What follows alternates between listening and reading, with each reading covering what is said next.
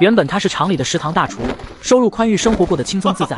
可当他以为能衣食无忧，娶个貌美如花的媳妇，过上不羞不臊的日子，不慎被同住四合院里德高望重的大爷设计安排养老，被年轻漂亮寡妇榨干他的积蓄，晚年还被继子折腾个半死，最后冻死在桥洞下，只因原主为人善良仗义，却口无遮拦，名副其实的憨憨。就在大家都为他悲惨的人生叹息时，生活在21世纪的何宇遭遇车祸，再次醒来，他发现自己来到情满四合院的世界，而且自己正好就是那位食堂大厨。还好他重生的时间线比较早。哎，快点快点，跑慢了可就抢不到饭吃了。哎，你说今天吃什么呀？还能是什么？每天都是老几样。瞧你这话说的，吃这些还不满足？这可是和师傅做的，那叫一个地道。那是，咱们轧钢厂5个食堂，为啥就3号食堂这么多人？还不是因为和师傅手艺好。3号食堂已排满工人，何宇柱安排刘兰他们去打饭，他是掌勺师傅，只负责炒菜、洗菜、切菜、打菜，这些活都不归他管。他则拿起桌子上的茶缸子喝了几口水，而且有些愣神，可能是刚刚穿越到这个年代还没有适应，也可能是对未来的生活充满了憧憬。何师傅在休息啊？有事吗？按理说食堂主任可是他的顶头上司，掌管轧钢厂5个食堂，可奈何他现在的厨艺太牛，一些招待都得他出手，所以食堂主任对他很客气，当个宝一样。厂长那边要招待娄董事，你这边炒一桌拿手的菜吧。何宇柱点了点头。自从他穿越到这个世界后，招待的活基本上都落在他身上，因为他穿越当天系统就出现了，短短的时间，通过系统学习，他的厨艺升到了5级。马华切菜。哎，来了，师傅。回话的是一个大小伙子，这是何宇柱在轧钢厂的徒弟。师傅，现在你的厨艺比大酒店的厨师还要高。何宇柱笑了笑，不说话。不一会，何宇柱便把厂长的招待餐做好了。师傅，你先吃饭，这些我来收拾。何宇柱也莫客气，坐下来开始吃饭。可饭刚吃几口，何宇柱便听到窗口处传来一阵骚动。刘兰，你什么意思？凭什么不给我打满？这贾东旭受其母亲贾张氏的影响，为人不咋地，抠门，爱占小便宜，心眼还小。何宇柱不得不放下手里的筷子，皱着眉头走了过去。怎么回事？什么怎么回事？你们食堂的人打饭颠勺，给我的菜少了一半。何宇柱看了一眼贾东旭的饭盒，是1勺的量。轧钢厂里每个工人打菜都是1饭勺，刘兰做的并没有什么错。爱吃吃，不吃滚。傻柱，你……他没想到在平日里闷不吭声的傻柱，竟然敢当着这么多人的面让他滚。和师傅让你滚你就滚，哪那么多废话？再不走俺就要捶你了，我们还等着打饭呢，前面的快点啊！贾东旭见状，只能撂下2句狠话离开了。何师傅再炒几个菜吧，厂长那边菜不够吃了。好的，宋主任。何宇柱放下手中的茶缸子，心思盘算着再添拿几个菜。按理说今天的招待菜做的也不少，应该够他们吃的，但他也不想那么多了，还是先炒菜吧。傻柱，你一会多炒几个菜呗。何宇柱转头瞥了他一眼，没有搭理。在3号食堂，他何宇柱可是班长，刘兰作为下属，竟然直呼他傻柱。他现在可不像之前那样任人开玩笑了。见何宇柱莫搭理自己，刘兰有些尴尬。何班长，你多炒几个菜吧，厂长招待人，吃剩下的菜肯定不好意思带走。何宇柱又看了他一眼，依旧没有说话。不一会，诱人的香味便飘满整个后厨。刘姐，你这是怎么了？哎，何班长做的菜太好吃了，那几道菜是别人要带走的。我原本还想从招待菜里面折点剩菜，结果发现盘子比脸都干净，也不知道厂长他们怎么吃的。这年头谁家都过得紧巴巴的，招待菜桌上剩下的是可以让食堂员工打包回家的。像刘兰之前就经常这样做。师傅，下班了。听到厂子里打铃，何宇柱才起身下班。他要回去这个堪比3国的四合院，那里又熟悉又陌生。原本他是厂里的食堂大厨，生活富裕过得轻松自在，可他以为娶一个漂亮媳妇后就能完美度过幸福的一生，不甚漂亮的媳妇带来几个孩子榨干他的积蓄，还被同住四合院里德高望重的大爷设计安排养老，晚年还被继子折腾个半死，最终还是逃不过凄凉的人生。当所有人都为他悲惨的人生叹息时，生活在21世纪的何宇遭遇车祸，再次醒来，他发现自己正好就是那位食堂大厨。何宇柱的家就住在中院，有2间房子，在四合院里，属于位置极好的。易中海在四合院里威望最高，收入也是最高，是轧钢厂的8级钳工。因为没有儿女，所以收了贾东旭当徒弟，套路他给自己养老送终。知道何宇柱有2间房子，便打起自己的算盘。傻柱，你过来，我跟你说点事。我叫何宇柱，不叫傻柱。平时在四合院里，傻柱的称呼被喊了很多年，原主善良不太介意，可现在这个何宇柱却是生活在21世纪的现代人，哪能让别人随意欺负？柱子，你过来，我跟你商量点事。我还有事，改天再说吧。但凡有好事，也落不到自己头上。想必这老狐狸打量着什么算盘。柱子，你别走呀！有你这样跟长辈说话的吗？何宇柱就当没听见一般，头也不回的走远了。在上一世，易中海先是培养贾东旭给他养老，可那个短命鬼结婚没几年就嗝屁了，然后他便把目光投向了何雨珠。现在贾东旭还没死，所以何雨珠心里也清楚，易中海找他准备好事。受了憋屈的易中海气呼呼的回了家。事情商量的怎么样了？傻柱有没有答应让出一间房子给东旭结婚呀？别提了，傻住这家伙都不给我开口的机会，说了没2句他就回家了。你是不是最近得罪他了？我记得他之前不是这样啊。没呀，不过傻住最近的却有些反常。哎，你多想想办法。东旭明个就要相亲了，贾家就一间房子，结了婚总不能和贾张氏住一起吧？这多不方便呀！要不你找其他人问一问，看看有谁愿意把房子借给贾家。这年头谁愿意把自己的房子借出去啊？哎，慢慢想办法吧。等明天我继续找傻柱商量。兴许他是这几天心情不好。全院要说有条件的，也就何家和他们家了。但易中海怎能同意把房子借出去？人情他想要，但是东西又不想给。另一边，何雨柱回到家，从系统空间里取出一颗大白菜，打算做一顿猪肉炖粉条。今天是周六，何雨柱的妹妹何雨水会放假回来住1天。提到这个妹妹，何雨柱有些感慨。在上一世，何雨水属于脑子被驴踢的那种，被秦怀如忽悠的团团转，甚至还算计自己的亲哥，让傻柱给寡妇拉帮套。不过自己穿越的时间比较靠前，何雨水年龄还不大，秦怀如也没有嫁进来。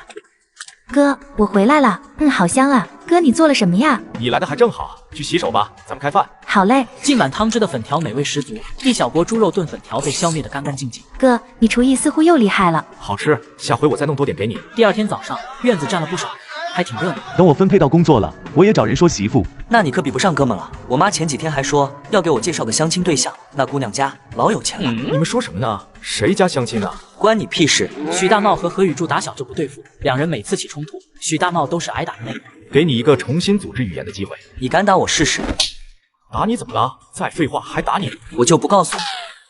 今天贾东旭相亲，所以我们来看热闹。他有些畏惧这个四合院的战神。许大茂这么多年挨了多少拳头，刘光奇心里可太清楚了。知道了。何雨柱挤进人群，扫了一眼贾家，看到来人面貌时，心里猛地一惊。这是13姨，不是还没有嫁人的秦怀茹。原来贾东旭今天的相亲对象就是秦怀茹呀。突然，一阵清脆的提示音在何雨柱的脑海中响起。检测到宿主情绪异常，触发系统任务，选择1，截胡秦怀茹，任务完成奖励肉票2斤，极品菜刀1把，2点魅力值。选择2，放弃系统任务，无任何惩罚。看着眼前只有自己能看到的任务面板，何雨柱不由得笑了笑。原本他是食堂大厨，收入丰厚，生活过得美滋滋。可当他以为娶了一个貌美如花的媳妇，就此对人生没有留下任何遗憾。不慎媳妇坦白自己的身世，原来自己的媳妇之前也当过别人的媳妇，而且买1送3，榨干他的积蓄。来自21世纪的何雨实在看不下去，穿越过来改写何雨柱的人生。上集说到，一大早院子站了不少人，何雨柱挤进人群，扫了一眼，发现秦家村的村花来贾家相亲。原主里的秦怀茹是一个不知道满足的吸血鬼，但是她对家庭和对孩子是真的好。贾东旭凉了以后，她一个女人去轧钢厂顶班，养活了一家老小。况且现在的秦怀茹还是一个黄花大闺女。何雨柱刚有拦截秦怀茹的念头，系统的任务。检测到宿主情绪异常，触发系统任务，选择1，截胡秦怀茹，任务完成奖励肉票2斤，极品菜刀1把，2点魅力值。选择2，放弃系统任务，无任何惩罚。选择1，我要改写何雨柱的人生。何雨柱打算在巷子口等秦怀茹，毕竟截胡这件事有些不太光彩，得低调一些，不然让贾张氏那个老钱婆知道，还不得闹翻天。同志，您能让一让吗？小伙子，你拦我们干啥？何雨柱看了眼媒婆，从兜里摸出5毛钱递了过去。我就说几句话。我是何雨柱，跟那个贾东旭是一个院子的，你叫秦怀茹吧？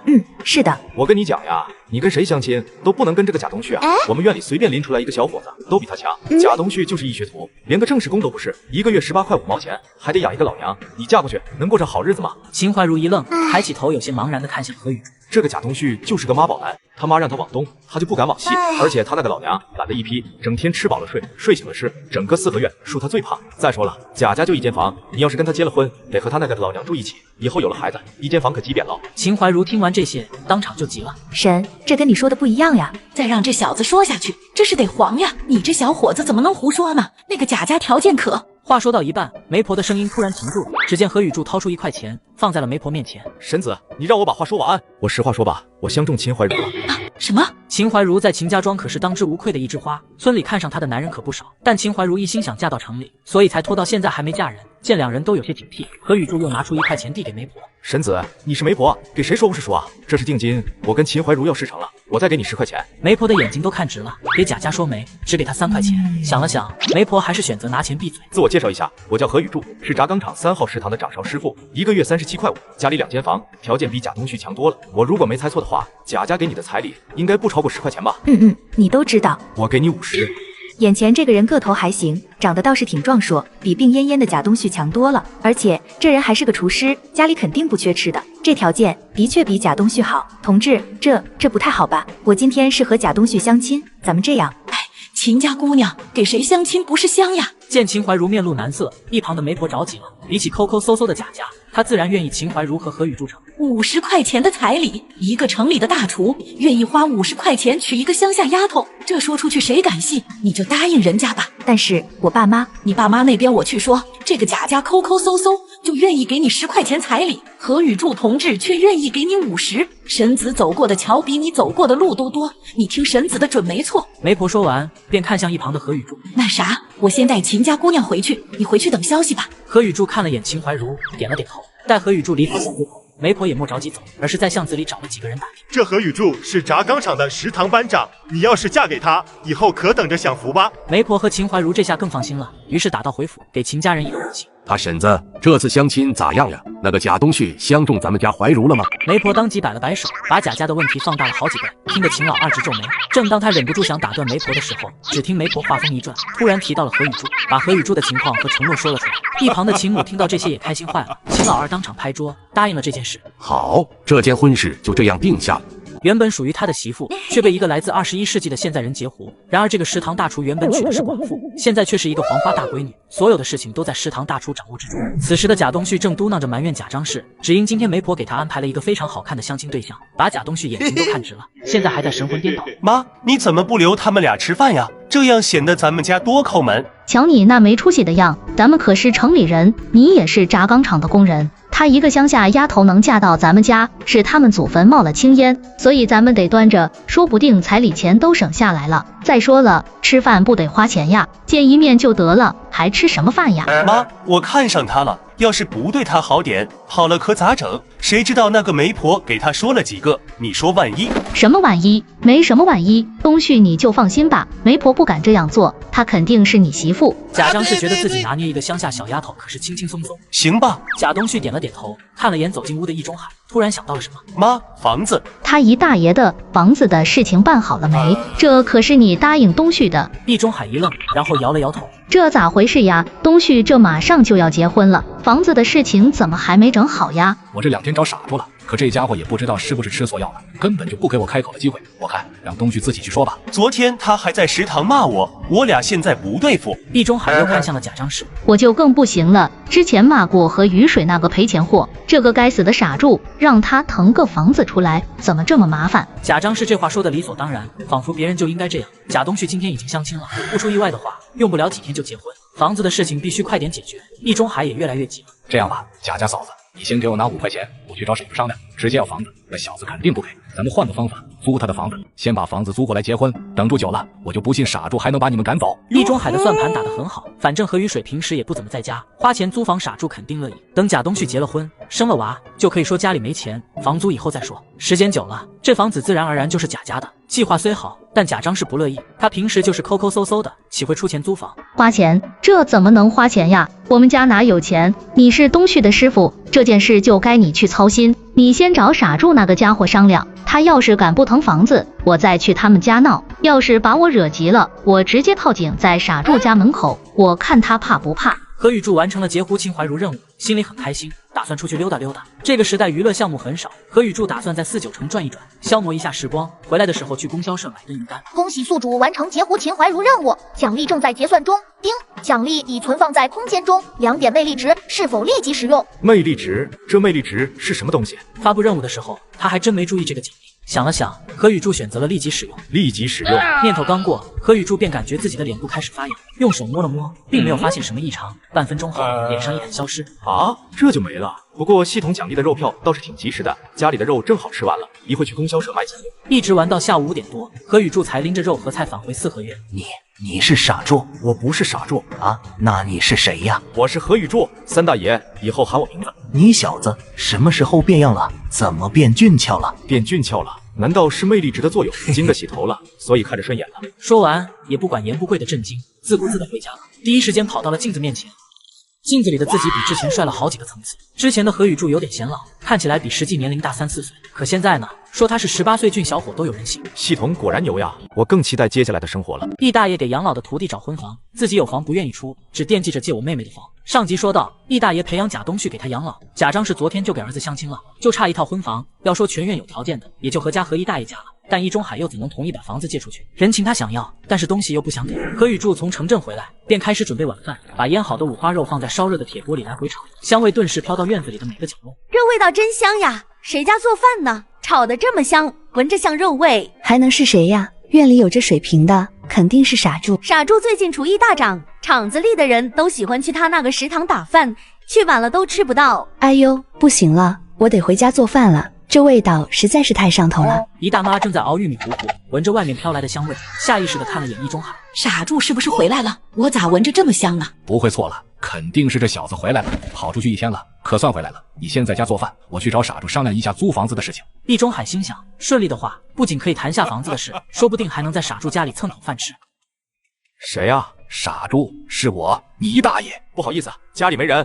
何宇柱敷衍的回了一句，继续做饭。又是那易中海，肯定没好事，但凡有点好事，都去贾家了。这小子什么时候变得这么难缠？易中海见屋里有人，选择直接推门走了进来。你这不在家吗？我找你商量个事。啥事啊？东旭不是要结婚了吗？他们家就1间房，家里还有个老娘，结了婚，连行夫妻之事不麻烦，所以我来找你商量商量，能不能把那间小屋子租给他们？易中海没提借房子，而是打算温水煮青蛙。最近何宇柱对他的态度很冷淡，如果上来就说借房子，对方极有可能会拒绝，所以他挑明是租房子，先把房子占了再说。但如今的何宇柱不同以前，他明白对方葫芦里卖的是什么药，所以打算见招拆招。租房子呀？那可以啊。易中海见奸计得逞，咧嘴笑了笑。房租呢？1个月给你。房租1个月20块钱，1年240块钱，合同半年1000。现在交钱，我晚上就让雨水回学校住。没等易中海把话说完，何宇柱便甩出了价格。啊，傻柱，我跟你说正事呢，你别胡闹。贾东旭现在是学徒，1个月工资才10几块钱，全部搭上也不够呀。说谁傻柱呢？柱子，你别胡闹。易中海原本笑呵呵的脸顿时垮了，强压着心里的不悦。谁跟你胡闹了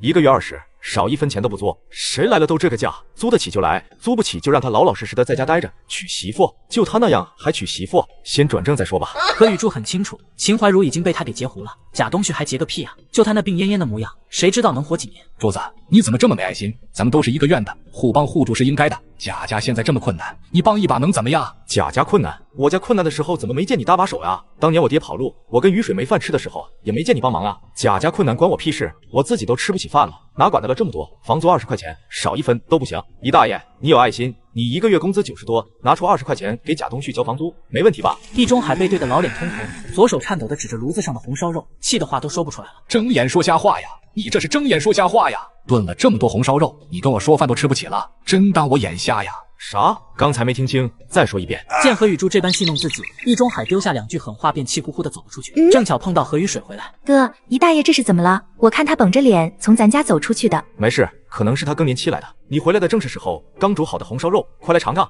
易中海给养老的徒弟找婚房，想以租房的名义私占何宇柱的房子。何宇柱明白对方葫芦里卖的是什么药，见招拆招，识破了易中海奸计。一大早，何宇柱就听到了一阵急促的敲门声，原来是给秦怀茹说媒的媒婆赵婶，这一大早跑来是找何宇柱商量提亲的事情。秦怀茹的父母都没意见，你提完亲就可以扯证办婚宴了。这年代的结婚效率挺高的呀。要知道在21世纪，自己被安排相亲，还得想尽办法的去追相亲对象，不然人家都不主动搭理你。哪像这年代，2人看对眼了，父母没意见就能直接领证，这种优良传统怎么就不延续下来？何宇柱留赵婶在家吃了个早饭，赵婶笑呵呵的从何宇柱家走了出来。可谁成想，刚来到院子里，便撞到了出门洗脸的贾张氏。赵婶心里一紧，低着头想躲过去，可贾张氏连忙喊住赵婶。哎，他婶子，你怎么来了？上次你带回来的那个乡下丫头怎么没动静了？这都过去2、3天了。秦怀茹的这种懈怠让贾张氏心里很不爽，心里还盘算着把彩礼钱扣一半，让他见识见识城里人可不是那么好高攀的。看着眼前的贾张氏，赵婶尴尬的抿了抿嘴唇，他办的这件事的确有些不地道，可谁让那个何雨柱加钱了呀？而且是加了很多钱。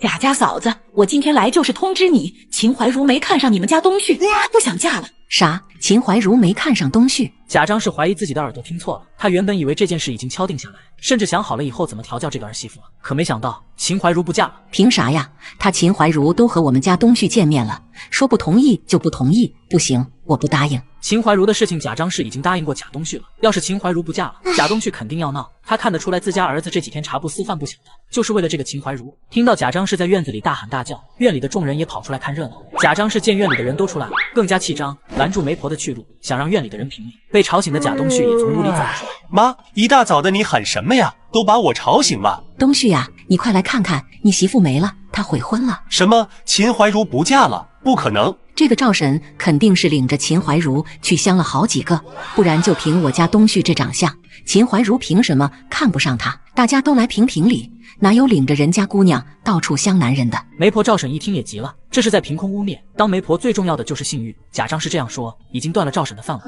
贾家嫂子，饭可以乱吃，话可不能乱说。我带着秦怀茹只来过你们家，人家秦怀茹看不上贾东旭，还能怪我？而且瞧瞧你家都什么样，一家人就一间房，就算结了婚，他们小两口住哪？跟你这个老娘住一起吗？你家儿子病恹恹的，要是我也看不上。身为媒婆，那嘴皮子功夫必须得有。贾张氏被对了一顿，气得浑身直哆嗦，可偏偏他嘴笨，一时间找不到合适的话来反击。妈，我就要秦怀茹，我就要秦怀茹。你想要有个屁用？人家姑娘不答应，这事就成不了。再说了，你们俩只是相了个亲，见了个面，人家秦怀茹就必须嫁到你们家，人家到你家连一口水都没喝上。你们要是不乐意，我以后再给你们介绍一个不就得了？嚷嚷个什么呢？媒婆也不想把事情闹得太僵。贾张氏一听，眼珠子滴溜溜的转了转。你要是再给介绍，媒婆费少一半。行行行，本身就没多少钱。赵婶敷衍的回了一句，心里却盘算着这贾张氏忒抠门，忒能算计。等这件事结束后，就再也不和贾家有来往了。可贾张氏同意了，贾东旭不愿意。本来看似要成的媳妇没了。妈，你不能答应呀！我就要娶秦怀茹，除了秦怀茹，我谁也不要。东旭，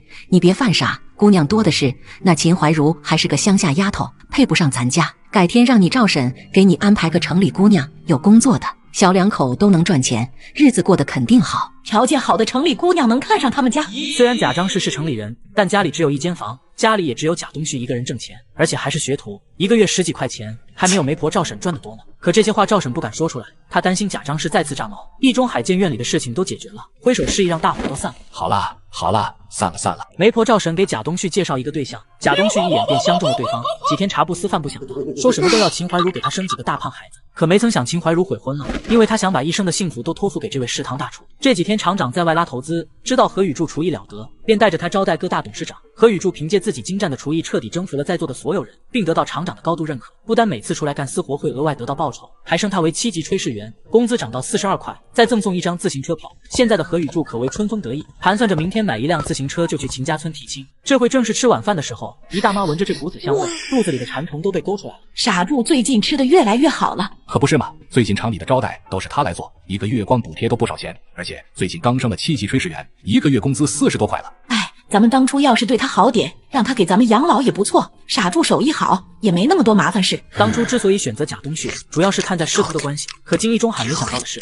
这个贾东旭笨的一批，他一个8级钳工，手把手的来带他。可现在连转正都没做到，而且家里还有个不讲理的贾张氏。每每想到这，易中海都有些后悔。要不你以后多和傻柱亲近亲近，他家里没老人，你帮忙给他说个媳妇，他肯定就和咱们亲近了。东旭这会还没结婚呢，我要是给傻柱说媳妇，他们家能乐意？别到时候傻柱的关系没亲近，贾家又和咱们闹矛盾了。哎，也是。另外一边，正在往嘴里塞窝头的贾张氏突然一顿，好香，这是肉的香味，肯定是傻柱这个遭天谴的在家吃好吃的，也不知道给咱们家送一点，真是没良心。就是这家伙不仅自己吃好吃的，食堂有人颠勺他也不管。前几天我找他们理论，傻柱还让我滚，真不是个东西。啥？还有这回事？凭什么颠勺？明天我就去你们厂子里闹，让这个傻柱负责任，最好把他开除。妈，你找领导也没用，还是想想怎么给我说个媳妇吧。我要是结了婚，早点给你生个大孙子，咱们贾家也有后了。你放心，我明天就去催一催媒婆。第二天早上，何雨柱就去了百货大楼买了一辆最贵的自行车，在回来的路上吸引了不少人的注意。这不是轧钢厂的何师傅吗？都买新自行车了。这个是山鸟牌的吧？可贵了，小200块钱了。何师傅可真有钱，人家何师傅有本事，自行车票也能搞到。听着巷子里婶子和小媳妇们的对话，何雨柱没放在心上，谁家少了只鸡，谁家2口子吵架了，他们都非常清楚，自己这辆自行车来路没问题，无论是钱和票都是合规的，也不担心他们瞎聊。等来到四惠院，迎面便看到了三大爷严不贵的儿子严谢成。呀，柱子哥，你买自行车了，还是山鸟牌的，得比我家车子贵几十块钱。严谢成眼睛直勾勾的看着崭新的自行车，他们家倒是有一辆，可自家老爹可不舍得让他们骑。车子买来这么久，他一次都没碰过。这些年攒了点钱，有自行车也好找对象不是？严谢成赞同的点了点头。这年头山鸟牌自行车就像宝马一样，有自行车很好找对象。很快，整个四合院都知道何雨柱买了辆自行车。哎呀，这自行车可真新艳，真好看。真有本事，你还没结婚就买大件呀？等你找到对象，自行车都旧了。你管别人有没有对象干啥？柱子，等我儿子结婚，你这自行车可得借我用用。一堆人围着自行车叽叽喳喳的说个不停，易中海、贾东旭和贾张氏也围了上来。这傻柱竟然买自行车了，他哪来的票呀？有什么了不起的？等以后你转正了，老娘给你也买一辆。何雨柱等他们看的差不多了，便把自行车推到了屋里，前脚刚进家门，后脚一大爷易中海便跟着走了进来。柱子，你这自行车哪来的呀？现在自行车票可不好找，你可不能犯错误呀。姨大爷，你就不能盼我点好呀？不就是自行车票吗？又不是很值钱的玩意，我怎么就不能有呀？那你这自行车票哪来的？听到这句话，何雨柱可算明白了，易中海这是来打听自行车票的。据他所知，易中海也想买自行车，但是轧钢厂每年就那么几张票，怎么也分不到他手上。我这票呀，是厂长给的。厂长给你的？这咋可能？他一个堂堂的8级钳工都分不到自行车票，厂长能把票给何雨柱？见易中海不信，何雨柱也没多解释，易中海便灰溜溜的走了。上一世就是这个貌美如花的寡妇榨干他的积蓄，这一世他决定用半年的工资买一辆自行车，亲自上门提亲。今天是何雨柱去秦家庄提亲的日子，他一大早就做好工厂食堂的饭菜，便请假直奔供销社。他买了2大袋的东西，然后骑上心爱的自行车赶去秦家庄。刚来到秦家庄村口，就看见正在等候的秦怀茹。呀，你买自行车了呀？真好看。上来，给我指路。秦怀茹低着头，有些害羞，坐到自行车后面。长这么大，他还没坐过自行车呢。秦怀茹对何雨柱是越来越有好感了。哎，这不是小茹吗？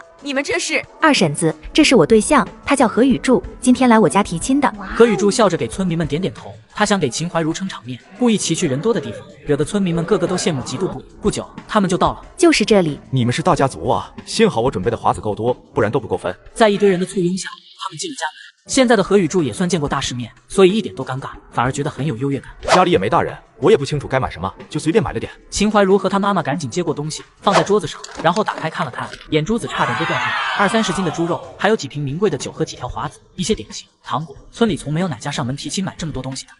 这太多了吧？我也就看着买了点，也不贵，才花了40多块。当时的40多块是一笔大钱，普通的农户1年都不一定赚得到，所以屋里的人都愣住了。看着众人的反应，何雨柱笑着塞给秦怀茹母亲一个装着50元的红包。婶子，感谢你和我叔的支持，这是彩礼，您老收好。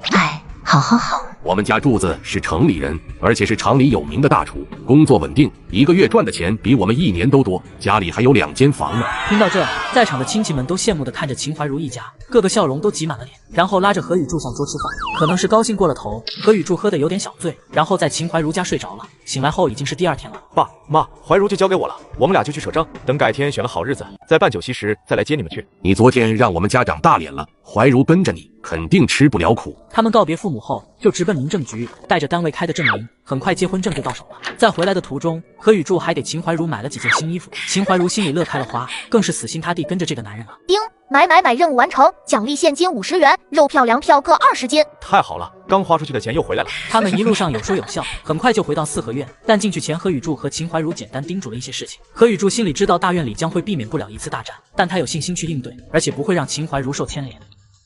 柱子，你买这么多东西，是不是有什么好事啊？三大爷看着何雨柱车头挂着这么多东西，随口一问，但这正中何雨柱的心思，他可以借机和院子里的人宣布他和秦怀茹结婚了。三大爷，你说的还真准，我就是要结婚了。啥？你有媳妇了？谁家姑娘呀？话音刚落，秦怀茹低着头走了进来。三大爷好。严不贵觉得这个人有点眼熟，凑上前看了看。这是你媳妇？肯定是啊，不然还能是谁的媳妇？这不是和贾东旭相亲的那位吗？怎么现在就成了何雨柱的媳妇了？严不贵此时整个人都愣住了，见严不贵已经拉了，何雨柱笑着摇了摇头，领着秦怀茹往家走去。不一会儿，做好饭的三大妈来院里找人，看着正发呆的严不贵。当家的，你在干嘛呢？回家吃饭了？还吃个屁！院里要出大事了，要出大事了！院里大爷看见何雨柱带回来的媳妇，整个人都愣妈了。三大妈拍了拍肩膀，他就嚷嚷起来：还吃个屁！院里要出大事了，要出大事了！院子里的人听到三大爷两口子激动的声音，也都跑出来看热闹。站在他们旁边听了两句，众人两眼放光。这时下班回来的许大茂走了过来，看到何雨柱和秦怀茹两个人站在一起，而且还靠得那么近。傻柱，你和他是怎么回事呀？他不是贾东旭的相亲对象吗？喊谁傻柱呢？傻柱是你爹啊！你就在这喊，这是我媳妇，我俩已经扯正了。媳妇，你回屋收拾东西。秦怀茹还没开始走，贾张氏骂骂咧咧就走出来了。许大茂，你干啥呢？吃饱了撑着你在院里喊。贾张氏刚骂到一半，就看到秦怀茹了。哎，你不是上次和我家儿子相亲的乡下丫头吗？不是没相中我儿子吗？今天怎么跑来了呀？贾张氏看了眼拎着包袱的秦怀茹，以为秦怀茹被家里人赶出来了，所以更端起了架子。哟，这是被人赶出来了，我看你怪可怜，现在想进我们贾家也不是不可以，但是彩礼1分都没有，酒席也不办了。你和东旭明天去扯了证，踏踏实实过日子。贾张氏这一嗓门把全院的人都给惊动了，全部人都往这里挤，跑得最快的是贾东旭。当然，我也不会找你要嫁妆，毕竟我们贾家最讲理了。就是我们家最讲理了。听到这，秦怀茹庆幸当初选了何雨柱，何雨柱果然没有骗自己，这个贾张是毫不讲理，贾东旭也是典型的妈宝男。你误会了，我不是来找贾东旭的，我已经结婚了。好你个秦怀茹，竟然敢背着我家东旭偷人！何雨柱不想秦怀茹难堪，觉得是时候当众宣告他们的婚事，于是直接拉起秦怀茹的手。我先声明一下，秦怀茹是我的媳妇，我们已经领证了，跟贾家可没一丁点关系。这句话直接把院里的人都炸懵了。啥情况？前几天和秦怀茹相亲的不是贾东旭吗？何雨柱把贾东旭的媳妇截胡了。什么媳妇？两人也就见了个面，顶多算相亲对象，那也不成呀，这贾家能愿意？肯定不乐意啊！我说何雨柱最近怎么又是买自行车，又是买物资，感情背地里已经和秦怀茹谈上了。何雨柱，秦怀茹是我的相亲的对象，你怎么能这样？相亲对象又怎样？秦怀茹没看上你，她看上我了。结婚就是讲究你情我愿，有问题吗？贾东旭气得说不出话，觉得天都塌了，他再也控制不住，于是生气地举起了拳头。他想给何雨柱点名色看看，但他的拳头还没有挥出去，自己就先挨了一巴掌。还敢跟我动手？我凭本事娶的媳妇，跟你有毛关系？还找我麻烦？信不信我抽死你？贾张氏见宝贝儿子被打，原地炸毛了，挥舞着2个胳膊冲了上去，想挠何雨柱。你个遭天杀的，抢我儿媳妇，还打我儿子，我今天和你拼了！何雨柱自从有了系统的支持，他力大无比，一个人都能控制住贾东旭和他妈2个人。我再说最后一遍，秦怀茹是我媳妇，跟你们贾家没一点关系。你以后要是再敢胡说，我可就不客气了。贾张氏见自己不是何雨柱的对手，于是躺在地上撒泼，煽动围观的人们指责何雨柱。何雨柱，咱们四合院平平和和这么多年，还从未出现过这么恶劣的事情，你必须给个说法。这件事要是解决不好，会很影响你和贾家的关系。秦怀茹看到这个局面，有些紧张。虽然来之前何雨柱和他交代过会有口角之战，但想不到搞得这么僵硬。何雨柱看出他的不安，于是笑着拍了拍他的脚手，示意别担心。这大妈本想租这小伙的房为自家儿子找媳妇，谁知第2天房东却娶了儿子的相亲对象。当房东带着媳妇回来时，大妈直接躺在地上撒泼，煽动围观的人指责他。哎，怎么回事？你们怎么一个个都向着贾家说话？人家秦怀茹没看上贾东旭，总不能一辈子都不嫁人吧？谁规定相亲就必须结婚？天底下就没这个道理。说完，何雨柱从兜里拿出结婚证，院里果然顿时安静下来，大家都不再说话。好了好了，都散了，都回家做饭了。一说完，何雨柱便拉着秦怀茹朝屋里走去，大家也散了，就留下贾东旭2母子在地上要说什么又说不出什么。贾张氏见大伙都回家了，便站起身领着贾东旭骂骂咧咧的走了。妈，我想要秦怀茹，那个遭天谴的何雨柱竟然截我胡。呸！瞧你那没出息的样，不就是一个乡下丫头吗？母亲答应你，何雨柱的好日子到头了，不信你接下来你看好了。晚上，何雨柱家就传来了敲门声，秦怀茹迷迷糊糊的去开门。当家的，你这是去哪里呀？没干啥，就是咱家的自行车被人偷了。这自行车小200块钱了，这让人偷了，可咋整呀？急什么？我已经找到自行车了，先补一觉，明天去报警。秦怀茹刚来到城里，也不知道城里人是怎么处理事情的，便随何雨柱去睡觉了。第2天一大早，何雨柱便起床出了门，直奔派出所。回到四合院，天色还有点发蒙，院里其他人还在睡觉，于是他气沉丹田：出大事了！出大事了，咱院里遭小偷了，我的自行车被人偷了。三大爷，我自行车被人偷走了。整个四合院只有2辆自行车，一辆就是三大爷严不贵的，一辆是何宇柱的。听到这，三大爷便急忙跑回屋里看他的自行车，看到自己自行车还在，便松了一口气。柱子，咋回事呀？我晚上可是把大门关好的。既然外面的人进不来，那肯定是院里人偷的。咱院里这么多年就没丢过东西，必须把贼抓出来。对，必须把贼揪出来。何宇柱自行车刚买的，这贼还真会挑东西。严不贵自己也有自行车，不把贼揪出来，他心里不踏实。喵咪的，谁偷的自己承认，不然我就去派出所报警。真是气死我了，这可是我新买的自行车。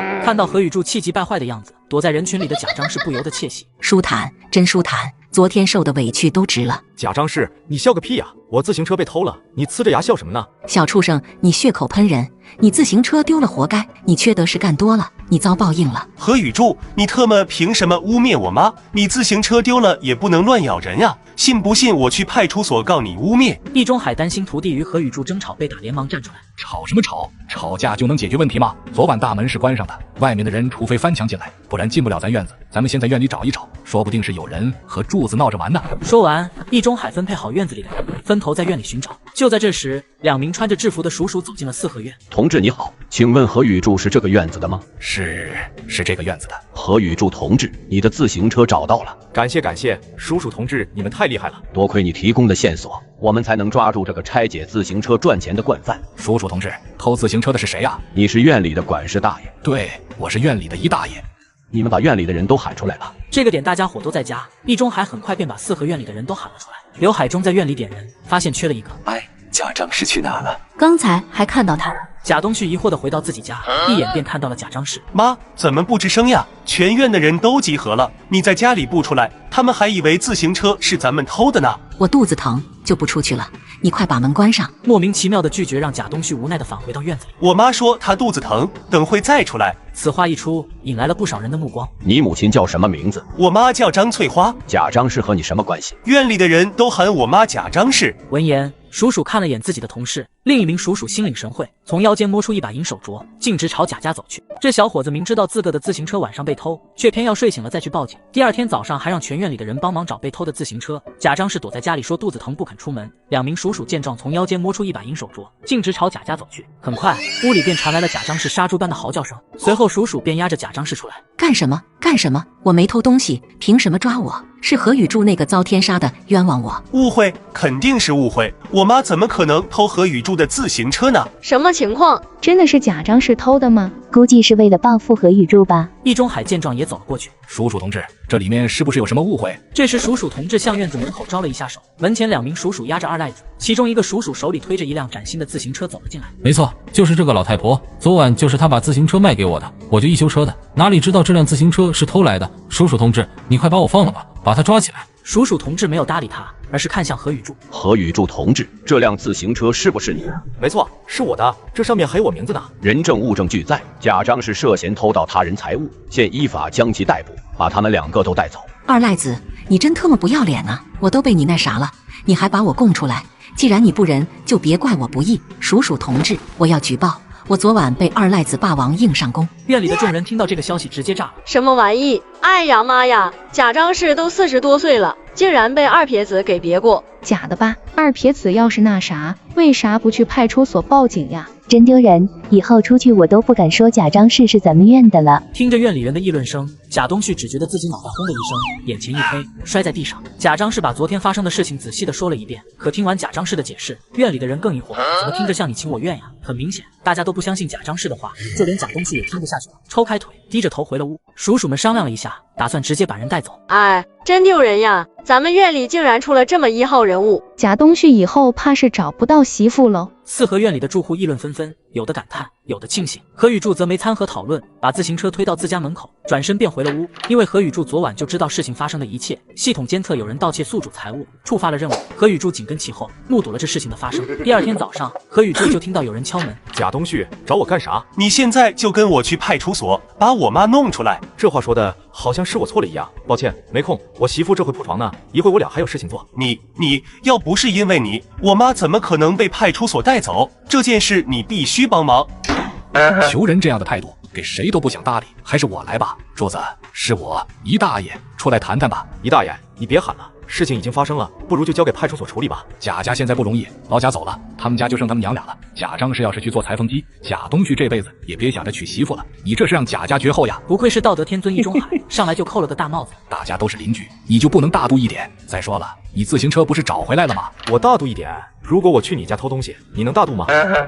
当然。那好，那打金起，我天天去你家偷东西，每天都去，你不能去派出所报警哈。你易中海顿时语塞了，见何雨柱不能被道德绑架，只能换个策略。事情已经发生了，说孰对孰错已经没意义了。这样吧，我让贾家给你补偿。我的自行车买的时候是198元，给你抹个零，赔偿200吧。你怎么不去抢呀？那算了，这种事情讲究你情我愿，200太多了，要不减一点？既然姨大爷都开口了，那这个面子我必须给，赔我198元吧，我就不抹零了。易中海听到这句话，险些眼前一黑，被气晕过去。没事，你要是没钱，就别在我家门口狗叫，滚滚滚！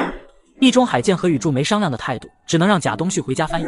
最后还是把钱递给了何雨柱。何雨柱收到钱便骑自行车去派出所把贾张氏的案子扯。这大妈为了报复邻居截胡他儿子的相亲对象，晚上偷他的自行车去拆解，第二天被邻居举报逮捕。大妈儿子命令邻居去派出所撤销案件，邻居反手赚多一辆自行车。严富贵拎起水桶和渔具送到何雨柱家里去，迎面便撞见了贾张氏。贾张氏这么快就放出来了，我还以为会多关几天呢。三大爷，你手里拎这么多鱼，给我2条，反正你家吃不完。说完便抄起袖子准备抓鱼。贾张氏被拘的这几天都快馋死了，在里面别说吃肉了，连吃饱都是奢望。哎，你干嘛呢？什么干嘛呀？不就是要2条鱼吗？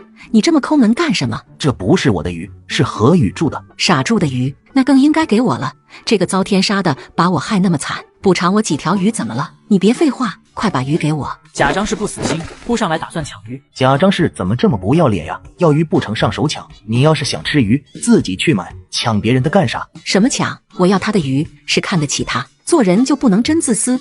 大家都是一个院子的，分给我几条鱼能死呀？几天没见，你脸皮变得更厚了。老严，桶里这么多鱼，分贾家1条怎么了？反正这鱼是河里钓的，没花钱。要我说呀，把鱼分出去，大家伙都高兴，也有助于咱们院里的团结。原本以为贾张氏已经够不要脸了，没想到易中海这个家伙更过分。这说的是人话吗？今天要是开了这个先例，以后自己出去钓的鱼，岂不是都得分1分？就在这时，何雨柱回来了，严不贵便把事情简单的叙述了一下。不就是分鱼吗？多大点事？算你小子识相，你害得我被派出所抓走，补偿我几条鱼是应该的。贾张氏边说边伸手去抓鱼。别急啊，你听我把话说完。分鱼可以，大家都是街坊邻居的，但你也得分点东西吧？你这些年做了不少布鞋吧？拿出来给大家伙分一分，我多了不要，给我2双就行。反正你那些布鞋都是自己做的，没花钱。还有你，姨大爷，我听说姨大妈做衣服的手艺不错，不如让姨大妈给咱们院里的美人做2身衣服吧。反正做衣服又不花钱。桌子，瞧你这话说的，分鱼和做衣服能一样吗？鱼反正是你的，你不想分，我们也不能怎么着你。分？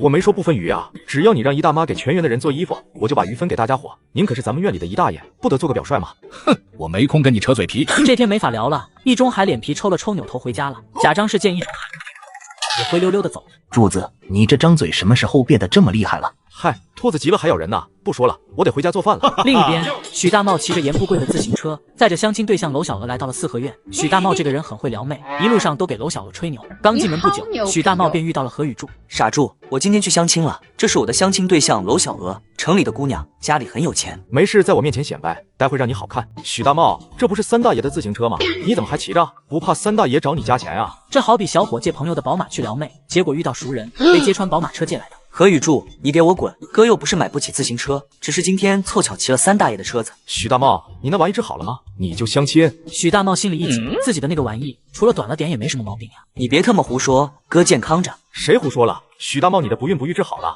有病就得治，改天早点去医院看一下吧。何雨柱，你才不孕不育呢！你再敢胡说，信不信我揍你丫的！小娥，你别听他胡说，他就一臭伙夫，整天胡咧咧。瞧我这眼神，没看到这位女同志？同志啊，我刚才跟许大茂开玩笑呢，许大茂没有不孕不育，真的，他真的没有不孕不育，你要相信我。说完，何雨柱便走回家里。小伙用借来的自行车搭着相亲对象显摆给邻居看，不料相亲对象回家时要邻居送他回去。小娥，这个傻柱脑子有问题，以后咱们不搭理他。这该死的何雨柱把贾东旭的相亲对象截胡了，可别把自己的相亲对象给搅和黄了。两人在屋里聊了会天，娄小娥便提出了要回家。为了避免遇到烦人的何雨柱和三大爷，许大茂骑着自行车便又没想哎，你慢点。放心吧，小娥，我这骑车技术，话还没说完，许大茂突然看到一桶水还泼了上来。好巧不巧的，怎么还泼到人了？哟，这不许大茂吗？怎么躺地上了？你不会骑自行车就别逞强，这要是被三大爷看到，还不得心疼死？都特喵的怪贾张氏，我骑得好好的，他一盆水就泼了过来，为了躲开，我一下就栽倒了。贾张氏干的。许大茂，我要是你，我就去找贾张氏算账。拱完火的何雨柱也不着急回家了，不出意外的话，一会就能看热闹。贾张氏，你给我出来！许大茂，你干什么呢？姨大爷，你得给我做主呀！贾张氏往我身上泼刷锅水，导致我摔车了。你看看，他连门都不开。许大茂，你别血口喷人！我妈一直在家睡觉，什么时候往你身上泼水了？什么玩意？贾东旭，你给我滚一边去！让你妈出来！老钱婆，敢做不敢当，窝在家里当缩头乌龟，算怎么回事？快给老子滚出来！许大茂，别以为我不敢打你，你再胡说，我就对你不客气了。正当两人谈的时候，贾张氏从屋里跑了出来。许大茂，你敢动我儿子，我跟你拼了！许大茂，你快住手！大家都是一个院里的邻居，有什么矛盾不能和平解决？何雨柱，你快把人拉开！何雨柱，你站那么远干什么？还不快来帮忙！打得好好的，我哪能上手呀？许大茂看我不顺眼，我去拉架，他万一把我当成帮架的，拿我一顿可咋整？要我说，还得您去，您是院里的姨大爷，他再怎么打也不敢打你啊！地中海见使唤不动何雨柱，便跑到前院去喊人了。那个何师傅，你能送我回家吗？你认识我？你之前去我家做过饭，味道很好吃，我记得你。不行不行，你是许大茂对象，我送你回去算怎么回事？这何雨柱之前就截胡了贾东旭的对象，是有磕的。别，小娥，别让他送你，大家伙特么不是好人，你离他远一点。你才不是好人，爱吹牛，还骂人打人，而且身体好像也不行，讨厌你。何师傅，你就送我回家吧。行吧，我回去骑车。何师傅，那个许大茂真的有不孕不育吗？那当然是真的，许大茂不行，生不了孩子。何雨柱看过原剧，虽然不知道该怎么向娄小娥解释，但许大茂不孕不育确实是真的。哦，谢谢你呀。小伙带着相亲对象显摆给邻居看，邻居却把小伙的相亲对象送回家。小伙为了报复邻居，让他买下朋友的6只小猪仔。何雨柱，我听说前几天你给厂子里供了几百斤猪肉，我这里有朋友养猪的，可以介绍给你，多一条门路，多一份收益嘛。没兴趣。我实话给你说吧，我一个养猪的兄弟家里出了点事，急用钱，所以他手上的猪仔着急出手，我也就是手上没钱，不然这种好事还能落在你头上。何雨柱最近也有买猪仔的心思，可一直没找到合适的卖家。许大茂，昨天我才把你相亲对象送回家，你一点都不生气，不是想什么歪主意报复我的吧？相亲对象又没有答应跟我处呢，咱俩关系就是普通朋友而已。你看我是这么小气的吗？更何况现在我和你谈的是生意，你情我愿的事情。何雨柱少在我面前嘚瑟，只要你下了这个坑，你就全完了。猪仔什么样的价格呀？6毛钱一斤，但必须一次性付钱。6毛？这么便宜，猪不会有问题吧？怎么可能有问题？你把心放肚子里吧，如果有问题，你大可以不要，等下班了我带你去看一看。行吧，下班去看看。一下班，许大茂便带着何雨柱往他朋友张大河家里走去。三人简单聊了几句，就直奔主题。何雨柱便来到猪圈检查了一下猪仔的情况，一共6只，养得又肥又白。何雨柱还是怕有猫腻，于是又一次和张大河确定价钱。确定是1斤6毛钱是吧？以后可别反悔。我张大河做事绝不反悔，我家里着急用钱，亏本也得卖。何雨柱见他这么说了，也就痛快的签了字并付了钱。他认为反正这档买卖肯定是稳赚不亏的，这次必须要让何雨柱赔得连裤衩都没有。何雨柱和张大河很不解地看着许大茂，许大茂看到投来异样的眼光也就收敛起来。接下来的几天，许大茂心情都非常好，时不时都去市场打听猪肉的价格。今天一下班就来到肉档前，老板，今天猪肉啥价？1块1毛钱一斤，你买不买？不买别肿了。1块1毛钱一斤，你特么疯了吧？猪瘟都来了，你还敢涨价？呸！什么东西？猪瘟纯属子虚乌有，官方都已经辟谣了。现在的猪肉价格已经涨上去了，给牢记滚！以后别再让我看到你。特么的，我得到猪瘟的消息竟然是谣言，这不可能！许大茂一想到自己前后后的帮何雨柱联络，到头来却让何雨柱赚了大钱，他是越想越气，恨不得抽自己2巴掌。许大茂，你今天要是不让我狠狠捶一顿，咱俩的事没完。大河兄弟，我说我也是听信了谣言，你信吗？你说呢？顿时杀猪般的惨叫声传遍了整个4合院。咋回事呀？这是什么叫声？没事的，前几天许大茂才介绍牲口猪给我，可能他也养了几头猪吧。何雨柱前几天也听说过猪瘟的谣言，但他心想自己有系统空间，把猪仔收进系统里养，可以隔绝室外的一切病毒，所以不把谣言放在心上。贾张氏自从赔偿何雨柱198块钱之后，现在已经没多少钱了。他吃的是一天不如一天，别说猪肉，连鸡蛋都好久没吃了。何雨柱现在发财了，不单是养猪赚钱，还养了很会下蛋的母鸡。你们猜猜一天下了几个？不是4只鸡吗？顶多下4个呗。 8个，足足下了8个鸡蛋。啥玩意？4只鸡下8个鸡蛋，这咋可能？姨大妈，你肯定看花眼了。姨大妈见他们都不信，连说带比划的把事情说了一遍，说了老半天，他们才信了姨大妈的话。何雨柱是不是懂养鸡秘诀呀？1只鸡一天下2个鸡蛋，这不得发财呀？4只鸡一天8个鸡蛋，1年下来可不得了。哎，这不得天天吃鸡蛋呀！院里的大妈们都表示很羡慕。贾张氏听了几个大妈的话后，心里更是气得要炸开了。这个何雨柱究竟是踩了什么狗屎运？一天下俩蛋能是什么好鸡呀？说不定哪天就死了，肯定会死，这鸡不正常。这时大家都没说话，看他们没人认同自己，贾张氏心里突然升起一头，他就灰溜溜的一个人走回家。何雨柱家里能养鸡，我家也行呀。何雨柱能把鸡养好，我怎么就不行了？说不定一天能下3个鸡蛋。贾张氏一想到自己养鸡能把何雨柱压一头，贾张氏便忍不住的笑出了声，便加快脚步回家取钱去鸽子市买老母鸡。喜欢刷剧的小伙何雨遭遇车祸，再次醒来，他发现自己的身份已是轧钢厂的食堂大厨何雨柱。重生后的第一件事便截胡了原本属于这个短命鬼的对象，撒野破骂无果后，他们重新安排相亲对象。贾张氏在媒婆周婶那里待了足足1个下午，加钱后可算筛选出一个满意的。他一回到院子里，故意大声的嚷着：“东旭，明天周婶给你介绍一个城里姑娘，读过书，而且不要彩礼，还陪嫁1辆自行车。人家老娘人脉真广，不要彩礼还陪嫁1辆自行车，我什么时候才能遇到这等好事呀？”我已经看过照片了，人很漂亮，不比某人差。贾张氏朝何家看了一眼，故意提高音量。屋内的贾东旭听了后，心里又激动又紧张，不知道明天的对象是不是和秦怀茹一样漂亮。第二天一大早，院里已经站了很多人，他们都在等贾东旭的相亲对象上门。来啦，来啦！媒婆周婶笑呵呵的走了进来，身边站着一个身穿紫色连衣裙的姑娘。贾家嫂子，我没骗你吧？这姑娘长得俊吧？来，我给你们介绍下，这姑娘叫凤红，今年刚20，还读过初中嘞。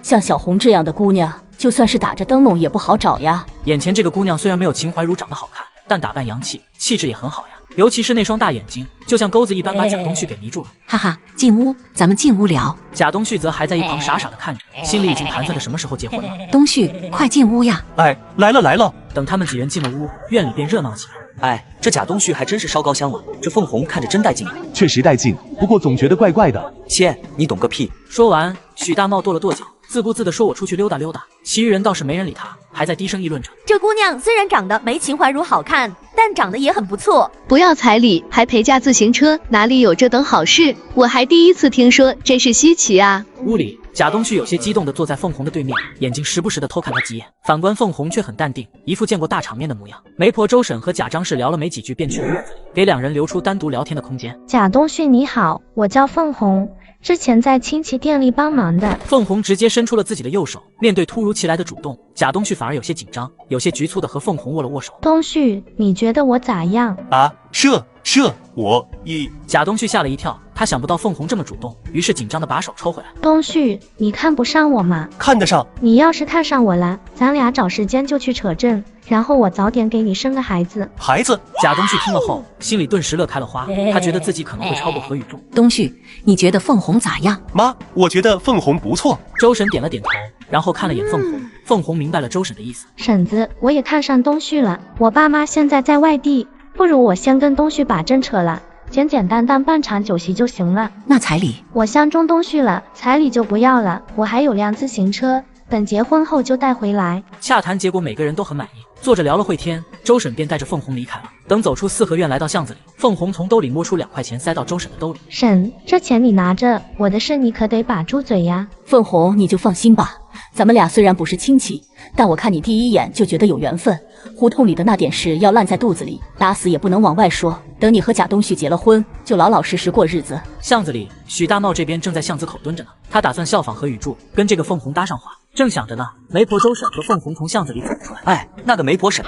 话刚说一半，许大茂突然听到了一阵急促的铃声。许大茂，你瞎啊！小心老子撞死你！何雨柱，你想干嘛？我想干嘛？许大茂，你想干啥？你是公安呀，你管我想干啥？瞧许大茂这副嘴硬的模样，何雨柱忍不住笑了笑。哎，许大茂，听我一句劝，这女人你把握不住。你这话什么意思？我听不懂。何雨柱也懒得跟他多说什么，蹬着自行车便离开了。许大茂在后面小声呸了一句，然后才想起来自己的正事，可抬眼望去，哪里还有周婶和凤红的身影？许大茂见截胡计划失败，他只好扭头回家了。21世纪的小伙正刷剧时遭遇了车祸，重生到情满4合院里变成了何雨柱，截胡了原著中邻居小伙的老婆，也搅黄了其他小伙的相亲对象。自从截胡计划失败，加上这段时间和何雨柱的种种事情联系一起，许大茂对何雨柱更是怀恨在心。他决定好好收拾下何雨柱，从家里翻出50块钱塞兜里，许大茂便直奔街溜子的聚集地。铁头哥，我想托您办点事，我是许大茂，轧钢厂的。我听朋友说铁头哥本事大，能铲事。你谁呀？规矩懂吗？许大茂笑着从兜里摸出50块钱，双手递了过去。也不是什么大事，就是收拾个破厨子，教训一顿就行。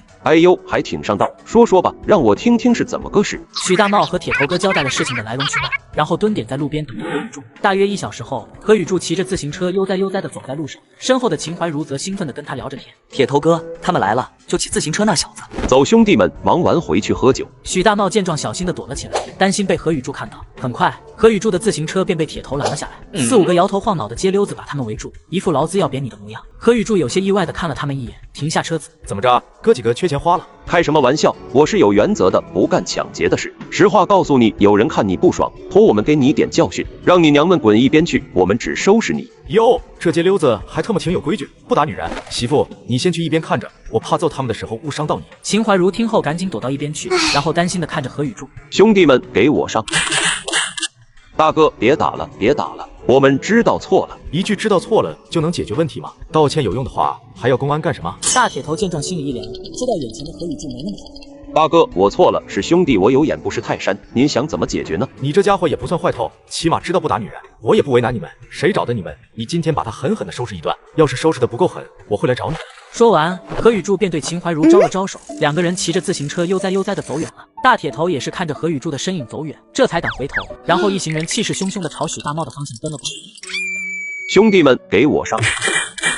另一边，何雨柱骑着自行车返回了四合院。刚一进中院，何雨柱看到贾张氏坐在屋门口盯着自己。贾张氏之前看到自己，嘴皮子都得动2下，小声骂一句。可今天贾张氏却没这样干，这老钱婆不会又作妖了吧？正当秦怀如要开门的时候，何雨柱发现不对劲了，他们家的门锁被人动过。秦怀如则没察觉到不对劲，因为走的时候是何雨柱锁的门。一想到贾张氏刚才心虚的模样，何雨柱就觉得不踏实。当家的怎么了呀？秦怀如见何雨柱站在衣柜前没动静了，于是好奇地走了过来。他赶紧把大裤衩子收进了系统空间。没什么，这不是快暖和了吗？我看衣柜没什么衣服，改天咱们去买点春天的衣服。当家的别买衣服了，还有新衣服没穿呢。说完，何雨柱便溜达着来到了院子里。贾张氏此时还在盯着他们家，见何雨柱出来便连忙低下头装作那鞋底。何雨柱意味深长地看了他一眼，原来这老钱婆给我摆了一刀，我该如何反制这家伙一把？正当他琢磨怎么反坑的时候，余光一瞥，看到了一个一瘸一拐的人走进了四合院。哈哈哈哈哈！笑死我了！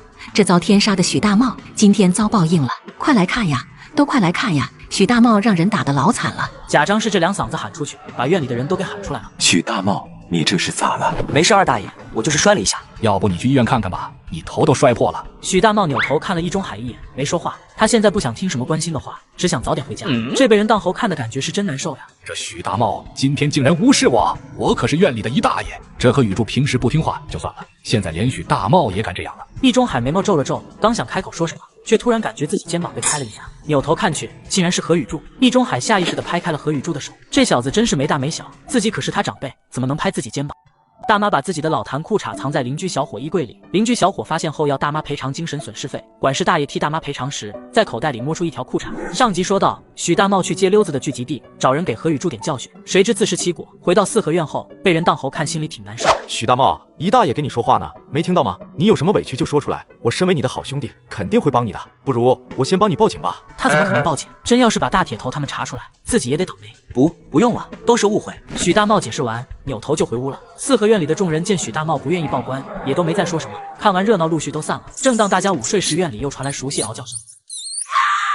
出大事了，咱们院里出小偷了，快出来看看呀！出大事了，快出来呀！听着这熟悉的嗷叫声，易中海脸皮忍不住抽了一下。不少人出来了，个个又等着看热闹。这贾张氏又做什么妖呢？整天正事不干，净整一些幺蛾子。这大白天的，哪里有什么小偷？他姨大爷，出大事了，咱们院子里出小偷了。怎么回事？这大白天的，哪来的小偷？就是出小偷了，我衣服被人偷了。易中海听到这句话后，明显的一愣。你说你的衣服被人偷了？对。啥衣服呀？值不值钱？易中海感觉贾张氏在胡扯，谁家小偷偷东西，只偷一件衣服，而且还是贾张氏的衣服，这玩意偷了也不敢穿呀。我的裤衩是老贾送我的，都穿了好多年了，一直很珍惜。可谁知道我今天晒到院子里，扭头就丢了。这话听得众人一阵无语。二大爷刘海中则是一脸嫌弃的看了眼贾张氏，谁他妈有病偷裤衩子呀？而且还是一个陈年老裤衩，这是听着就有点恶心。只丢了个裤衩子，没丢其他东西。就丢了个裤衩子，也不知道哪个缺德的玩意干的。这可是我对老贾的念想。嚷嚷这么大声，还以为贾家丢了几百块钱呢，可谁曾想就丢了一件裤衩子。还是一个穿了很多年的裤衩子，这想想就觉得膈应。脑子有坑的小偷才偷这玩意，该不会是被风吹走了吧？对于旁人的话，贾张氏一点也不放在心上。他姨大爷，这种事必须严查。这小偷今天敢偷我裤衩，明天就敢偷你们裤衩。严查什么呀？你自己在院子里找找吧，说不定是被风吹跑了。这裤衩是我的宝贝，老贾送的，这种事不能算完。你要是不管，我就去派出所找公安。为了一条裤衩子还想闹到派出所，丢不丢人？易中海只感觉自己头大了一圈，为了不丢人丢到外面去，这破事易中海只能硬着头皮去管。你想怎么查？说说看。这种事不用查，谁心虚谁不敢出来呗。此话一出，院里的人面面相觑。除了去钓鱼的三大爷严不贵和龙老太太，整个四合院只有许家和何家没出来看热闹。你该不会怀疑许大茂吧？他都被人揍成那样了，哪还有心思偷你裤衩子？这刘光奇是傻子吧？我分明就是暗示何雨柱呀。家长是你怀疑是何雨柱干的，不然为啥不敢出来？这不可能吧？怎么不可能？刘海中，你什么意思？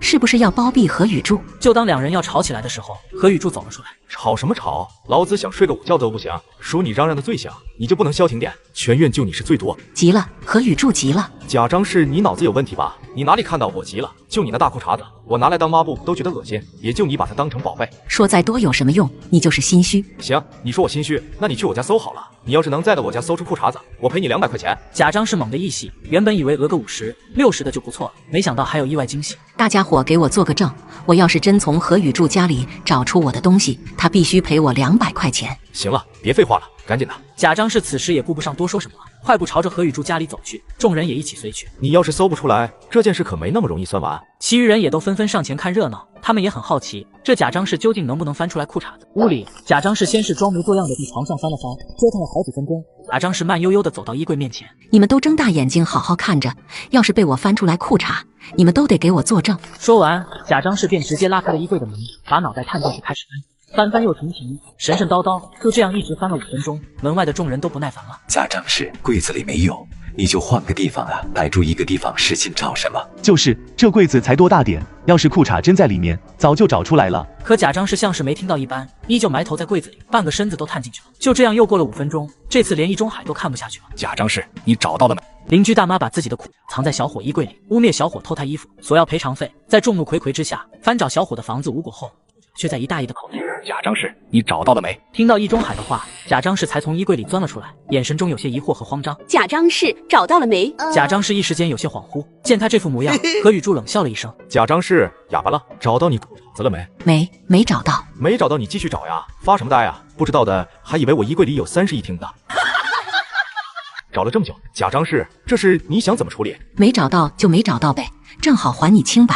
说的轻巧，刚才冤枉我的时候怎么这么嚣张？我本来就是清白的，什么时候需要你还我清白了？贾张氏污蔑我偷你裤衩，还闹着翻我家，这事你该给我个说法。说法？什么说法？你想咋地？呵，你今天要是不赔我精神损失费，我现在就去派出所报警。听到赔钱2个字，贾东旭就急了。他们家本来就没钱，这马上都要娶媳妇了，还让不让他们过了？没钱赔个屁！你这老钱婆污蔑我偷你，这是污蔑诽谤，可是违法的。你要是不赔钱，我现在就去报警了，到时候把你抓进去，看贾东旭怎么结婚。果然，听到这番话，贾张氏急了。他要是再被派出所逮进去，凤红跟他儿子的婚事肯定吹了。何雨柱，这点小事至于报警吗？都是一个院子的，有什么话不能好好说？你别忘了，咱们院还有3个管事大爷呢。管事大爷，这件事你要是能做主，我可以不报警。那你想怎么解决？赔钱呀，赔我精神损失费。好，那就赔钱。易中海，你怎么帮何雨柱说话？你可是东旭师傅，让我赔钱，门都没有，我裤子还丢了呢。师傅，我们家没钱，要不你先给我垫上。我当初怎么就瞎了眼，找贾东旭当徒弟了？真的是搬石头砸自己的脚啊！可不管他又不行，我还指望着贾东旭给养老呢。哎，柱子啊，咱们都是一个院的，你也抬抬手，少要点。贾家条件困难，我先替他掏这个钱。刚才贾张氏让我赔他200，你替贾家掏200块钱吧。什么玩意？200块钱？何雨柱，200块钱太多了，最多赔你100。行，那就100。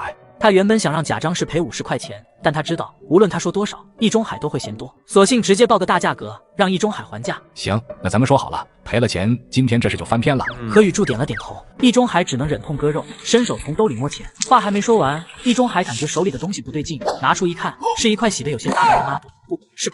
院里的众人也都看傻了眼，这不是我的裤衩。易中海也如遭雷击一般，嫌弃地丢到了贾张氏的脸上。贾张氏，你到底在搞什么？我搞什么？易中海，你还要不要脸？居然偷我的裤！我早就觉得你看我的眼神不对，没想到你竟然是这种人。这怎么在我兜里了？老易，你身为院里的一大爷，怎么能做出这种事？不是我干的呀，肯定是贾张氏陷害我。你别血口喷人，明明就是你偷的。贾张氏这回又支棱起来了，坑不到何雨柱，坑易中海也行呀，只要能坑到钱，坑谁都无所谓。至于自己的什么在易中海的兜里，贾张氏也不清楚，这明明是放到衣柜里面的呀。胡说，你胡说！你这遭天的易中海，你对我有意思就直说呀，偷我干什么？老易，你身为咱们院里的一大爷，这事可得说清楚。滚一边去！不是我偷的。一大爷，您的人品大家伙可都知道，这又没长腿，是不是别人塞你兜里的？何雨柱，你什么意思？完蛋玩意，你滚一边去！雨柱，你是不是跟易中海是一伙的？这子是从易中海兜里翻出来的，总不能是我塞的吧？来，你给我塞一个看看。都给我住手！贾张氏，说吧，你想怎么样？我要你给我赔礼道歉，赔偿我的精神损失。这贾张氏倒是挺精明，直接现学现用。易中海脸色很难看，这次真是丢大人了。贾张氏，咱们两家关系可不远，我平时也没少帮你们家。那又怎么样？你偷我就得赔偿我精神损失费。行，直说吧，你想要多少钱？100块钱。易中海脸色一沉，他现在已经100%确定，这就是一场针对自己的阴谋。贾家没钱给贾东旭办婚礼，所以把主意打到自己头上。行，给你。不一会，易中海便拿着一叠毛票从屋里走了出来，倒没有直接给贾张氏，而是走到贾东旭面前。东旭，这里是100块钱。说话的时候，易中海死死地盯着贾东旭，想从他嘴里听点别的话。可贾东旭嘴唇张了张，还没来得及开口，这钱就被贾张氏给抢了过去。好了，这件事结束了，我原谅你了。说完，贾张氏乐呵呵地想把钱塞进裤兜里，可还没高兴2秒，这钱便被何雨柱一把抓了过去。何雨柱，你敢抢钱？瞧您这记性，你还欠我100块钱精神损失费呢。你的精神损失费易中海替我们出，你找他去呀，快把钱给我。你现在问一问，一大爷还替你家出钱吗？这是你们贾家的事，我凭什么出钱？此话一出，贾张氏直接傻眼了，对着何雨柱和易中海骂骂咧咧，但两人默契的不搭理他，一个个转身回屋了。院里的众人见热闹已经结束，也纷纷散去了，只留下贾张氏在院子里骂骂咧咧。你敢信四合院的小伙结婚办酒席，但吃席却没有他们的份。何雨柱家突然传来了急促的敲门声。三大爷，你们这是？何雨柱眉头微皱，自家门口站了很多人，为首的是三大爷严不贵。嘘，进去说，进去说。这到底是怎么了呀？三大爷，你脸色怎么那么难看？严不贵还没开口，一旁的三大妈先抢先一步。哎呦，别提了，我们快被贾家逼死了。贾张是什么时候这样牛皮了？能把这么多人？这时严不贵忍不住了，压低声音：今天贾张是把全院通知了一遍，邀请所有人来吃酒席，咱们全院几十户，80多口人呢。他想办就办呗，你们怎么一个个像吃了苦瓜的脸？贾张是这是明摆着要坑我们，只收份子钱，不准备酒席。不是，你们怎么知道的？哪能不知道？他明天办酒席，今天一点动静也没有，食材没买，桌椅板凳没借，他明天办个屁酒席啊！在那个年代，吃穿都比较紧缺，每家每户办酒席都得去邻居家借桌椅、碗筷、盘子啥的，不然一家人肯定凑不出这么多东西。你三大爷想了个法子，不过得柱子你配合配合。需要我怎么配合啊？行啊，我没啥意见，不过我只负责掌勺。贾家要是来找麻烦，你们得出面。众人闻言当即答应了。贾家要是敢来闹事，他们肯定出面收拾贾张氏，然后大家都放心回家了。很快就到了第二天早上，天还没亮，又一阵急促的敲门声把何雨柱吵醒了。三大爷，起这么早呀？哎呦，你怎么还没起床呀？快点穿衣服跟我去买东西，这去晚了就买不到新鲜的了。不一会的功夫，两人一人一辆自行车回到了四合院。他们采购了不少东西，2辆自行车差点带不完。等他们回到时，天已经亮了，大家都在院子里洗漱，当然贾张氏也在其中。昨天邀请他们来吃酒席，今天大伙们自己就忙起来了，大家挺给面子嘛。这回东旭和凤红的婚礼够风光了吧？想到这，贾张氏心情便激动了起来，主动和院里的人打招呼。老严，你这一大早的去买什么了？买点肉和菜，中午做喜，这喜宴怎么说也得丰盛些，所以今天让柱子来掌勺。好，那你们忙，我回屋催东旭。严不贵揣着纸和笔来到中院八仙桌前，熟练地坐了下来。三大爷早呀！早，你先去忙，不用管我。贾东旭从自家老娘那里听说了众人筹钱给他办酒席的事，所以才那么热情又自信地和严不贵打招呼。然后他骑上陪嫁的旧自行车出了四合院。不一会，贾东旭搭着凤红回到院里时，小孩们跑了出来。新娘子来喽！新娘子来喽！东旭，快点撒糖呀！喜糖家里压根都没买到啊！那啥东西我没带身上，可能我妈放在屋里了。结婚撒喜糖这种事，别说大人了，连小孩子都懂的呀。而且自己已经进四合院了，怎么没人打招呼？难不成这是故意给我的下马威？凤红，你看，这些都是来帮忙的。今天中午的喜宴可丰富了。凤红抬眼扫了一圈院子，大伙们都在各忙各的，没空出来打招呼也情有可原，脸色才缓和了一些，然后和贾东旭进了屋里。很快到了中午，贾张氏见还没有人来他们家看新娘，就带着一肚子的疑问走到院里。他一出来就看到严不贵在登记随礼名单。哎呀，你说这怎么好意思呀？你们又随钱又帮忙做这么丰盛的饭菜，这有啥不好意思的？今天是柱子大喜的日子，大家伙随礼帮忙都是应该的。老严，你看你都嘴瓢了。今天是东旭大喜的日子，没嘴瓢，今天就是柱子大喜的日子呀。这过会就要开席了，严不贵也不担心贾张氏知道真相。你说什么？何雨柱今天也办酒席？对呀，贾张氏你今天也够忙的，别在我这里添乱了。你们怎么能这样呀？我们家今天也办酒席呀，你们别被何雨柱给骗了呀！贾张氏气得嗷嗷叫，在众人面前破口大骂何雨柱。姨大妈实在忍不住了，贾张氏，今天可是何雨柱大喜的日子，你别在这胡闹。他姨大妈，东旭可是老易的徒弟呀，你们怎么也来何雨柱这边了？哎，现在老易可不是贾东旭的师傅了，你可别胡说。再说了，我不来何雨柱这边吃席，去你家吃席呀？这都几点了，你们家一点动静都没有，吃哪门子酒席呀？此话一出，院里的妇女们纷纷开口附和。就是贾张氏，你快回家吧，我们这还忙着呢。我们今天不去你家了，等下次一定去你家随礼。贾张氏被对得说不出话来，气得想要掀摊子。严不贵见状也走了过来，脸色不悦地瞪了贾张氏一眼。贾张氏，你今天要是敢胡闹，我就去把公安和街道办的王主任。要不是严不贵这句话，他真的想掀桌子了。这时他在院里扫了一圈，把目光落在一大爷家。老易，你开门呀！猛敲了好几下，房门才缓缓地打开。贾张氏，我可没本事当贾东旭的师傅，你以后别再找我了。因为裤衩事件，易中海是彻底寒了心，现在别说帮贾家了，不落井下石都不错了。好你个易中海，你个没良心的！贾张氏没料到易中海敢跟他翻脸，伸手，易中海就是随手这么一他一个踉跄摔在了地上。嘎人了，易中海嘎人了！老贾，你快来看看吧，他们欺负孤儿寡母了，你们都被何雨柱给骗了，他哪里舍得办酒席呀？可无论贾张氏怎么嚎叫，众人都不理他。到底是谁想骗人，他们还是能分得清的。你们怎么能这样？你们都去何雨柱家里了，我们家怎么办？贾张氏嚎了一阵子，见没人搭理他，一屁股坐在地上哭了起来。而院里的男女老少都忙着搬桌子准备开吃。贾张氏看到眼前的大摊都是一边擦嘴角的哈喇子一边哀嚎着。这时屋内的贾东旭和凤红肚子饿得早在东旭，咱们什么时候出去呢？咱妈去哪了？我出去问一问。凤红，你先别出来。说完，贾东旭整理了一下发型，然后昂首挺胸出去。妈，你这是干什么呢？今天可是我大喜的日子，你怎么能坐地上啊？这不是纯给我丢人吗？起来，快起来！东旭，这不是给咱家办的酒席，这是何雨柱和秦怀茹办的酒席，他们都跑何雨柱这边随礼了。一听这院里是何雨柱办的酒席，贾东旭只觉得脑袋一凛，心里的火气一下冲到了。凭什么呀？明明是咱们家先说的办酒席，姨大爷，你快来管一管何雨柱呀！妈，你快起来，让姨大爷帮咱们家收礼钱。这回的易中海哪还搭理他们？笑死我了！贾家还以为这场酒席是给他们办的，真敢想啊！就是，都这个时候了，还想着收礼钱，真是钻到钱眼里了。你看看这都几点了，贾家啥玩意都没准备，这明摆着想坑咱呢。要我说呀，贾家就是没钱，想从咱们身上坑点。秦怀茹坐在何雨柱的身边，主动握住了何雨柱的手，他也算彻底看清贾家了。条件差，而且贾东旭没什么主见，甭管他们，咱们过好自己的小日子就行了。在咱们院里，谁有咱们俩过得滋润？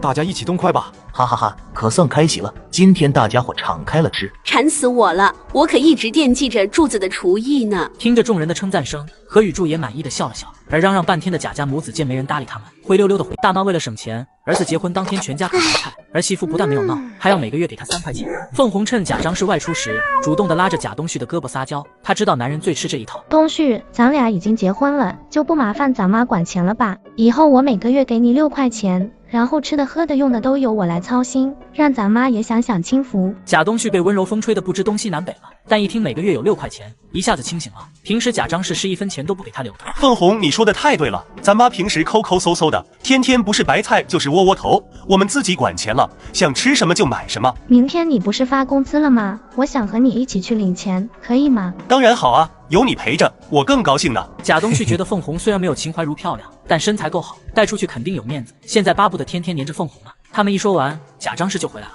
凤红赶紧给贾东旭一个眼神，贾东旭立即明白他的意思，于是走到贾张氏的身边。妈，我现在都结婚了，以后每个月工资得交给凤红了。什么玩意？你要把工资交给凤红？好你个白眼狼呀！娶了媳妇忘了娘，你个是不是你忽悠东旭这样说的？自打我跟东旭爹结婚，就一直是我管钱，你想夺权，想都别想。可凤红也不是任人拿捏的主，只见她装出一副很懂事的模样，走到贾张氏跟前。妈，我现在嫁给东旭了，就要帮他打理家务。您年纪也大了，先享享清福，等来年帮我们带孩子。不行不行，这绝对不行！你们竟然合伙欺负我这个老婆子，我得找院里人评评理。说完，贾张氏便嗷嗷地跑到院子里。来人呀，快来人呀！新媳妇欺负老婆婆了，她要逼死我呀！一听贾张氏要被人逼死，院里的人连饭都不吃了，一个个着急忙慌地跑出来看热闹。贾张氏扫了一圈，见人来的差不多了，便一屁股坐在地上，死命地哀嚎着。贾张氏，这到底咋回事呀？有啥委屈你给大家伙说一说。老婆子，我命苦呀！儿媳妇昨天刚进门，今天就要管钱了。这天底下哪有这样的儿媳妇呀？刚进门就要管钱，以后还不得要我的命呀！切，我还以为多大点事呢，媳妇管钱，这不是天经地义吗？我以后要是结了婚，肯定把钱交给媳妇。听了许大茂的话，院里众人竟朝着何雨柱看了过来，那眼神仿佛在问：你小子上交工资吗？何雨柱没说话，直接无视了他们。就在这时，贾东旭跟凤红从家里跑了出来。妈，你丢不丢人？快跟我回去！他一个新媳妇哪里会管钱呀？这钱要是交到他手里，早晚败坏光。你个没良心的白眼狼，娶了媳妇忘了娘，人家何雨柱结婚也没见把钱交到媳妇手里呀。何雨柱无语了，自己又没招惹谁，这贾张氏拿自己当例子干啥？要我说啊，贾张是你还是别管钱了。你管钱的时候，我东旭兄弟是真穷呀，裤袋每天都是空空的。我觉得何雨柱说的有道理，你看贾东旭瘦得跟竹竿似的，贾张氏却吃得肥头大耳，肯定背着贾东旭偷吃东西了。贾张氏有管钱的能力吗？办个酒席都办不明白，人家都开席了，他这边菜都没买。要我说，你还是把钱交给儿媳妇管吧，你自个还能享个清福。因为办酒席坑人的原因，院里不少人同意何雨柱的说法，他们都想看贾张氏气急败坏的模样。这个年轻人成家后也得为自己父母着想吧。贾东旭，你管钱没问题，但你每个月得给老娘一些养老钱吧。老刘说的有道理，咱们四合院可是模范四合院，尊老爱幼是最基本的传统美德。贾东旭媳妇管钱也说得过去，但你得赡养自己老娘。反观易中海，一副纯看热闹的模样，丝毫没有开口的意思，估摸着是上次贾家把易中海给得罪死了，两家已经彻底掰了。我没说不赡养老人呀，这样吧，我每个月给我妈3块钱养老钱，她平时也没啥花销，3块钱绝对够了。再说了，我一个月才20多块钱，家里面吃喝也得花钱。刘海中见贾东旭表了态，满意的点了点头。凤红也是精明，为了防止婆婆反悔，自掏腰包从兜里摸出3块钱扔到了地上。3块钱，这也太少了，不行，我不同意。贾张氏继续在地上转圈圈，嚷嚷着要多给钱，可这件事已经商量完了，也没人搭理贾张氏了。见大家都不站他这一边，他眼睛一动，鬼点子又来了。都别走，谁都不能走，我有一件大事要说。众人见状纷纷停下脚步，打算听听什么大事。我们贾家周6办酒席，大家伙都得来呀。贾张氏，你这是办哪门子酒席呀？什么玩意？你们家不是昨天刚办了酒席吗？昨天是过门，周6才是办酒席的日子。何雨柱这家伙不也是结婚后好多天才办的酒席吗？他何雨柱可以，我们家也可以。贾张是想趁着喜宴多收一些钱，但大家都不是傻的，才不会上当呢。你想办酒席可以，但得先办酒席后收钱。说完，严不贵便转身回屋了。对，你得先办酒席再收钱。刘海中也很赞同的点了点头，然后大家都散开了，就留下那傻眼的贾张氏，他上哪整钱去办酒席？小伙为了省钱，一领工资只带媳妇吃大餐，而不带母亲，还要母亲去抓鱼给媳妇补身子。母亲直接要了20块医药费。东旭，那大肉面好吃吧？真好吃，不过媳妇，咱们是不是有点浪费了？那大肉面8毛钱一碗，肉才那么点，咱俩光吃面就花了1块多，这钱买肉回去包饺子多好。凤红听完却不以为然，在他看来，8毛钱一碗的面不方便。当初他在胡同里的那些生意，好的时候一天能赚好几块钱。哎呦，何雨柱回来了，听说你拿个人先进奖励了，奖励了150块钱啊！何雨柱笑了笑没说话，这种事情最好还是别炫耀了。可谁知正在那鞋底的贾张氏听到了，有什么好得意的？不就是个人先进奖吗？我可不敢得意，今天领了200多块钱，也只敢买这点肉，不像我东旭兄弟，拿了工资就和媳妇出去潇洒，光吃面条就花了2块多，啧，真好横呀！何雨柱，你说什么？我家东旭领着媳妇去下馆子了。何雨柱没再接话，便回家了。这时贾东旭载着凤红回来了。东旭，你是不是带着凤红去吃大肉面了？吃面条吃了2块多，你怎么能这样败家呀？妈，你别听何雨柱胡说，哪里花2块多了？我们明明只花了1块多。你们还真的背着我偷偷下馆子了。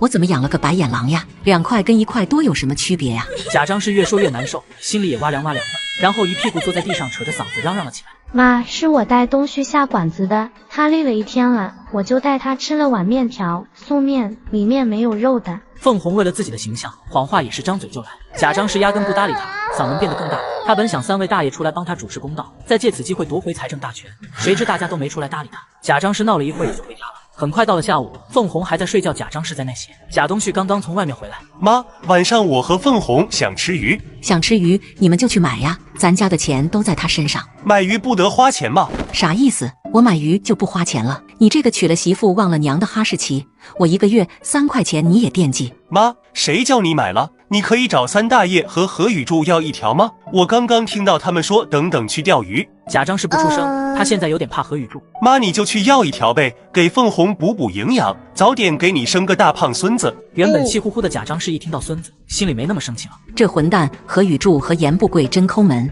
连1条鱼都不给。妈，你想想办法吧，何雨柱他们能抓到鱼，妈你也可以啊。对呀，他们能抓到鱼，那我也行。你在家等着吧，我跟他们一起去抓鱼。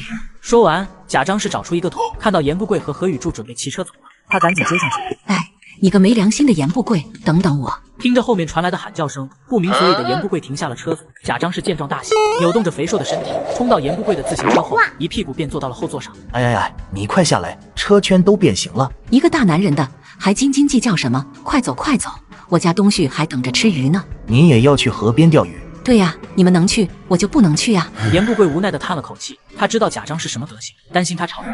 柱子，要不咱们换个地方钓鱼吧？没事，3大爷，咱们钓咱们的。贾张氏要是敢抢咱们的鱼，直接送他去派出所。严不贵点了点头，觉得何雨柱说的有道理。他们俩拿好装备，在准备钓鱼，而贾张氏在另一头已经卷起裤子下河摸鱼。救命！贾张氏，你快爬起来呀！这水不深，所以严不贵觉得贾张氏可以爬起来。老严，快救我，我快不行了。贾张氏，你倒是爬起来呀！见过蠢的，没见过比猪还蠢的。贾张氏，你说你平时怎么都不干这种事？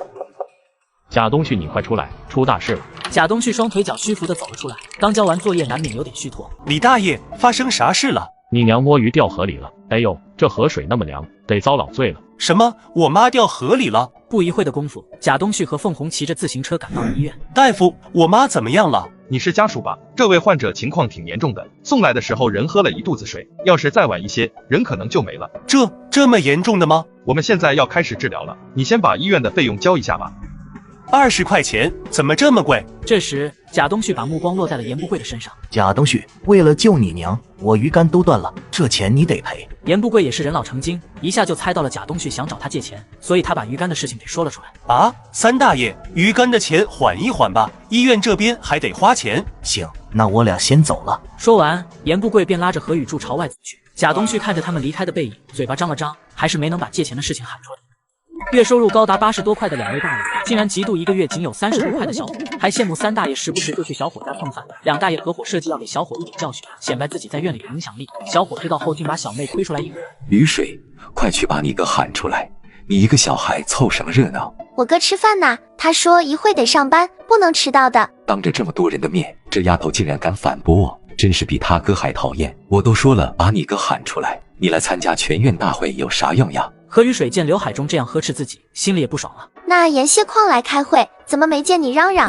刘海中被对的说不出话来了。3大爷严不贵昨晚喝高了，现在还躺在屋里睡觉呢，所以把严解矿派出来参加大会。废物！堂堂院里的管事2大爷，竟然被何雨水这个小丫头骗子给对了。雨水啊，这次开会是商量王家的事情，需要捐款，你还是把你哥喊出来吧。何雨水想了想，便点了点头，转身回了屋。过了5分钟，何雨柱才姗姗从屋里走出来。会议终于开始了。这次召开全院大会是有重要的事情和大家商量。我身为院里的2大爷，有责任也有义务帮助院里的贫困家庭，所以经过3位大爷的共同商议，秉承着互帮互助、团结友爱的宗旨，把大家伙召集了起来。2大爷，直接说正事吧，我这还等着去上班呢。刘海中瞪了一眼许大茂，然后才直奔主题。事情是这样的，后院王大姐家的孙女前阵子生了场病，把家里钱花光了，现在都快断粮了。咱们都是一个院里的邻居，一方有难八方支援，大家一起出力，帮忙怎么样？刘海中见院里众人没人提反对意见，我看大家伙都同意这个方法，那咱们开始捐款吧。我有话要说。何玉柱，你还有没有规矩？开大会的时候大呼小叫。二大爷，您这好大的官威啊！谁规定开会的时候群众不能发言？干脆你也别当什么二大爷了，你直接当咱们院里的土皇帝吧。以后你开会，大家伙都得闭嘴，谁敢发言就抓去牢房。刘海中被气得发抖，都说不出话，只能看着何雨柱干瞪眼。地中海见状，眼前一亮。那个，我讲2句，你二大爷不是这个意思。全员大会肯定是每个人都能发言，你有什么想问的就问吧。这就对了嘛。虽然你们是管事大爷，但我们普通群众也得有发言权。说完，何雨柱便走到王大婶这边。见此情形，刘海中和易中海心里都是一紧。婶子，咱家里现在什么情况啊？还不是家里的小娃娃得了病，花光了所有的钱。我想着找老易和老刘借点粮食，等以后再还回去。可没想到他们俩太热心了，组织全员给我家捐款。我也不想白拿大家的。原来是这么个事啊！这俩真是抠门抠到家了。王大婶上门借点粮食都不愿意，还搞个什么全员捐款，耽误大家伙上班，真是破大点事也得彰显一下大爷的风范。何雨柱，你问完了吧？问完了，咱们就开始捐款。何雨柱直接选择忽视刘海中。婶子，你手艺我是知道的，这眼看着就要开春了，你给我媳妇和雨水做几身衣服，不了我们出，一件衣服算2块钱。可是这2块钱多了，一般才去外面找人做衣服也是这价格，找谁做不是做呢？事情就这样说定了，我先给你拿10块钱的定金，剩下的等做完衣服再一起结。我一辈子要强，要不是家里揭不开锅了，也不会去找人借粮，更不会接受别人的捐款。还好有何雨柱用做衣服的法子让我有体面又能度过难关。老易、老刘，今天的事情谢谢你们了，不过我现在有钱了，捐款的事情就算了吧。易中海和刘海中对视一眼，只能尴尬的点了点头。散了，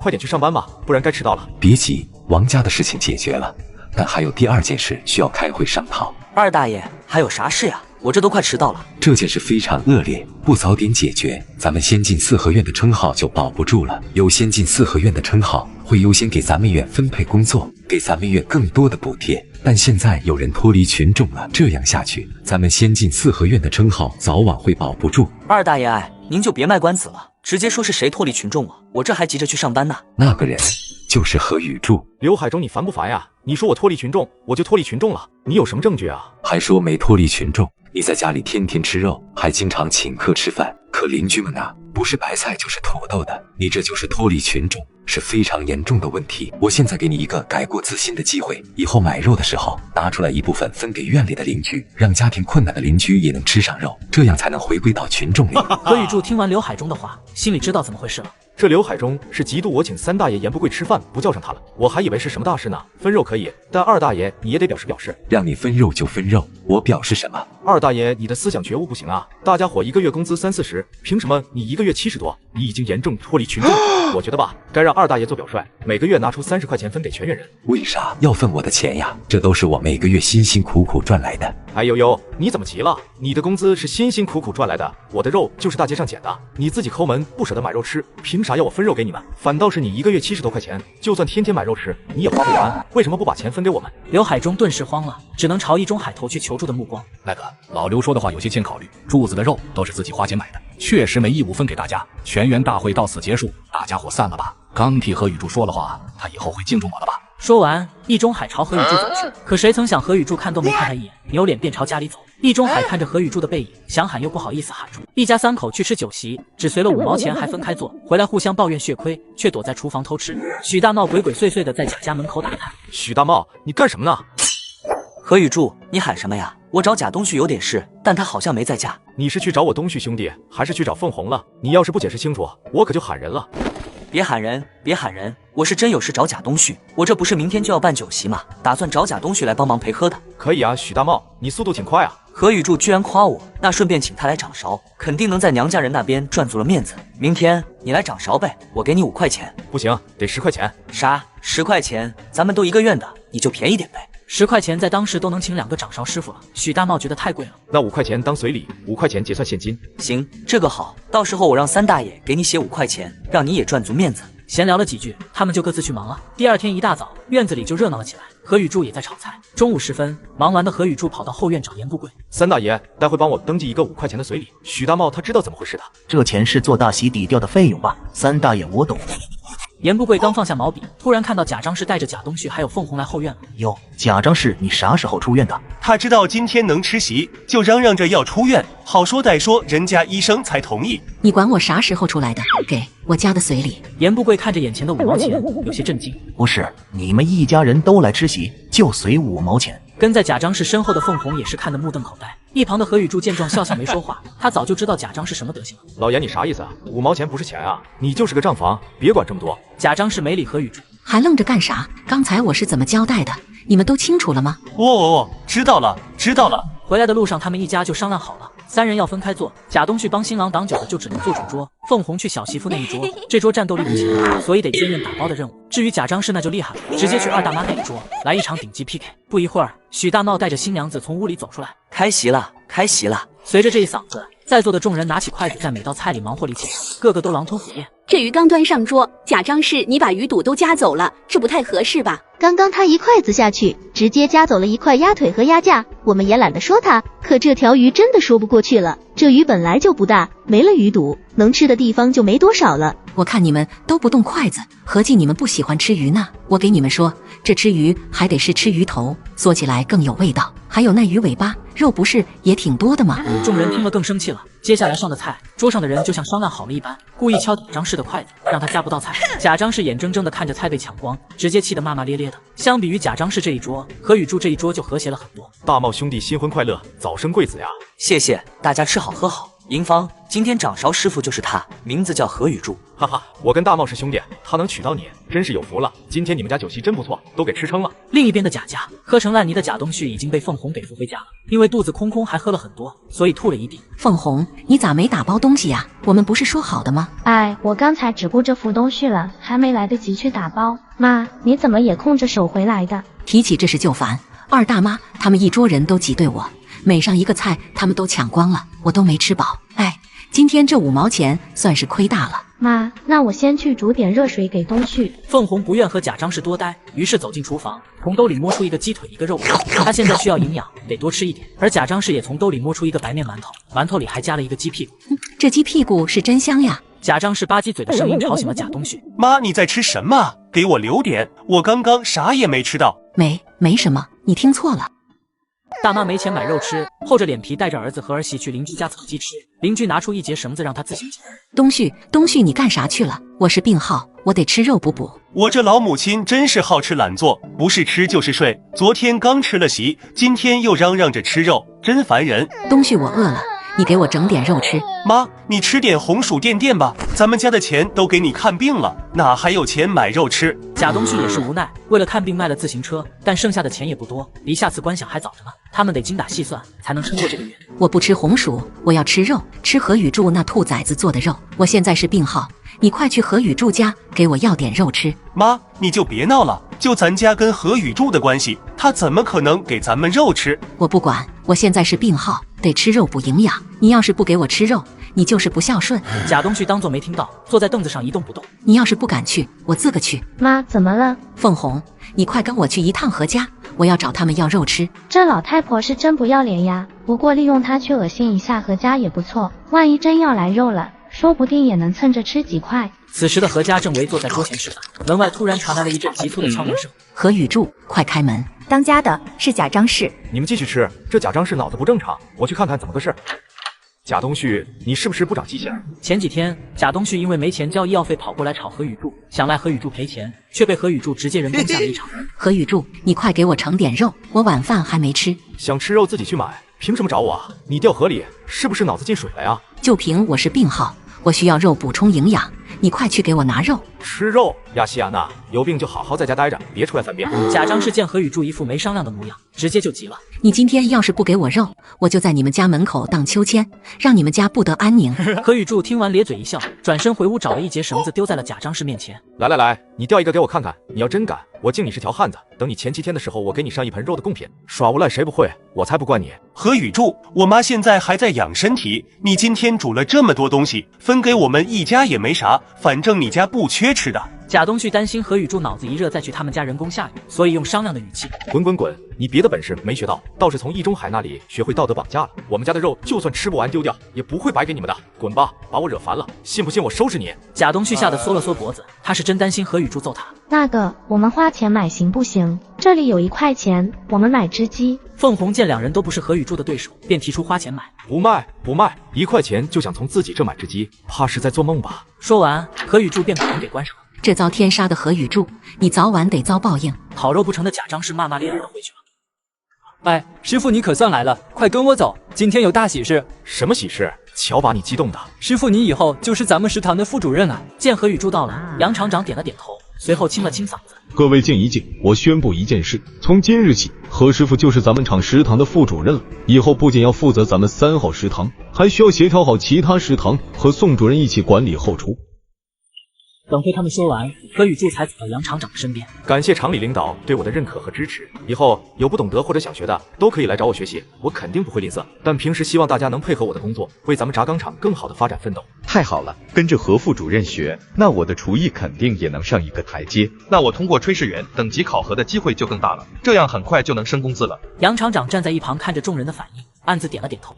邻居大妈缺粮想在院里借粮，吝啬大爷想找回声望变硬拉，却反遭大妈怒怼。小伙一点都不我今天一大早去粮店排队，结果听说现在仓库里没粮了。哎，老陈，你昨天怎么不去买呀？何雨柱昨天就吆喝这事了。我哪知道粮能卖光呀？哎呀，这买不到粮食，日子可咋过呀？喊得最响的是贾张氏，这音量一点也不像个病人。昨个喊你一起去，你咋不去呀？他二大妈，你家粮多不多？均给我点呗。这个贾张氏真是抠门到家了，不想加价买粮，就想着让院里人给他均点。我家还不够吃呢，你反正闲着没事，喊上凤红去粮店排队，说不定就来粮了。我可是病号，哪能受这份罪？见人都到齐了，身为官迷的刘海柱清了清嗓子。既然大家伙都来了，我们一起出主意，解决咱们4合院里断粮问题。趁这个机会，怎么的也得恢复一下我姨大爷的声望了吧？这时场面有点躁动，大家开始议论纷纷。昨天大家都去买粮食了，院里除了家庭真困难的2户，就剩贾家了。给贾家捐粮食，想都别想。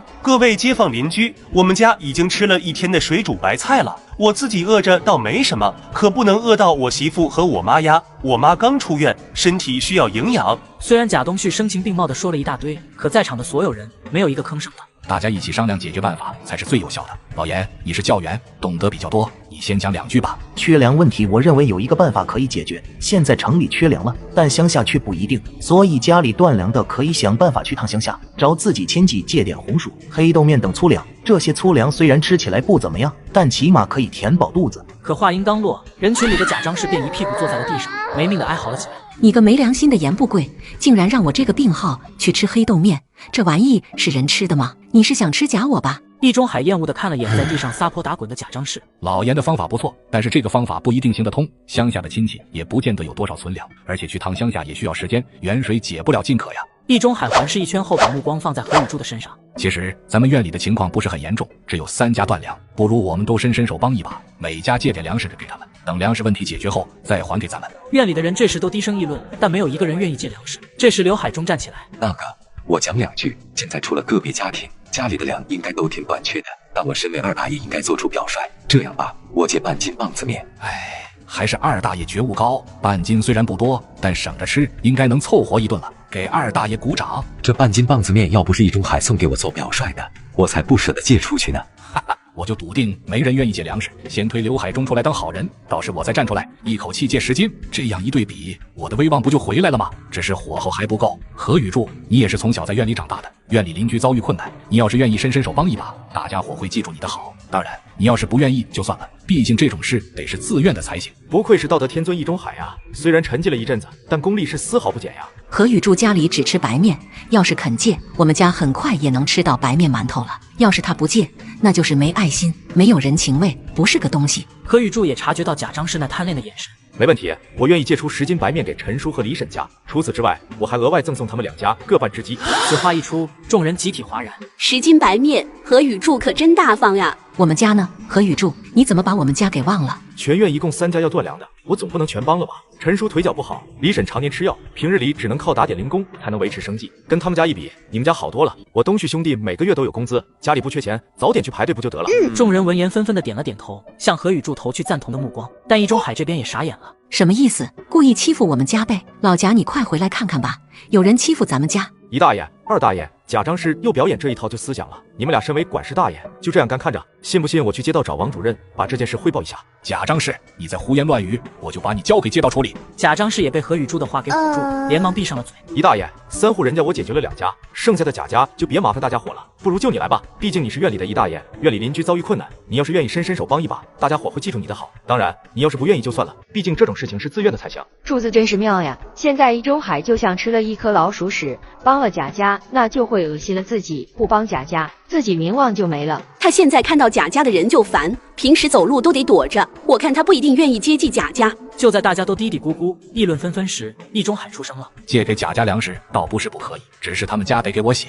能借就是能借，不能借就是不能借。姨大爷，你怎么磨磨唧唧的？是不是不愿意啊？”愿意，我没说不愿意呀。那我借给贾家5斤棒子面吧，和老刘的半斤凑一起，一共5斤半。这该死的何雨柱原本想让贾家写一张欠条，不然这些粮食肯定会有去无回。毕竟院里谁不知道贾家是啥德行，借东西什么时候还过？说完，易中海脸色不悦的转身，想要解散全院大会，但贾张氏不乐意了。易中海，你什么意思？何雨柱借的可是白面，你怎么能用棒子面糊弄我？我可是病号，我就要吃白面馒头。我家只有棒子面，你爱要不要？不要拉倒。今天这场全员大会算是白算计了，不仅没恢复声望，风头反而被何雨柱给抢走了。最恶心的是，自己还得接济贾家。说完，易中海便一脸铁青的朝自己家走去。这贾张氏是越来越不要脸了。易中海能借给他棒子面就不错了，竟然还挑上了。就是上次坑人家的事情，是不是他都忘记了？真是太过分了。好了好了，散了吧。什么狗屁姨大爷啊！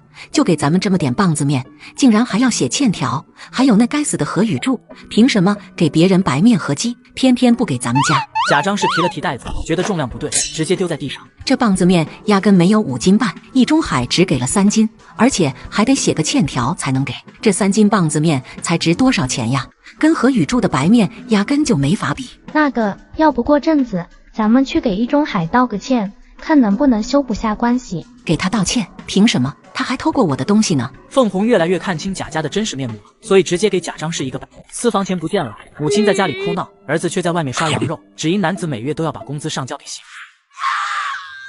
许大茂，咋回事啊？好像是贾张氏藏的养老钱没了，在家里撒泼打滚呢。啥？贾张氏居然还有钱？前2天不是才让大家给他们家捐粮食吗？话还没说完，贾家的门被打开，贾张氏从屋里跑了出来，一屁股坐在地上开始哀嚎。这日子没法过了，我13块钱的养老钱没了，1分钱都没了。许大茂，你去喊大爷们，何雨柱你也不准走。哎，那我去喊大爷。许大茂见热闹更大了，便一溜烟的跑去喊人了。你不让我走，我就不走呀！我凭啥听你的？何雨柱不屑地哼了一声，转身就回了屋。可下一秒，他一手拎着椅子，另外一只手抓了把瓜子，一副看热闹的表情。很快，3位大爷都到齐了。我觉得这钱8成是你儿子拿走的，都这个点了还没回家，贾东旭怕是出去吃独食了。你们得为我做主呀，那可是我的养老钱，要是找不回来，我就不活了。贾张氏，你别嚷嚷了，我现在出门找贾东旭，找到他问问怎么个事再说。贾张氏见全院的人都出来给他主持公道，小嘴巴巴的把最近的委屈都说了一遍。你们是不知道呀，自打东旭结了婚，我是睡得比狗晚起的比鸡早，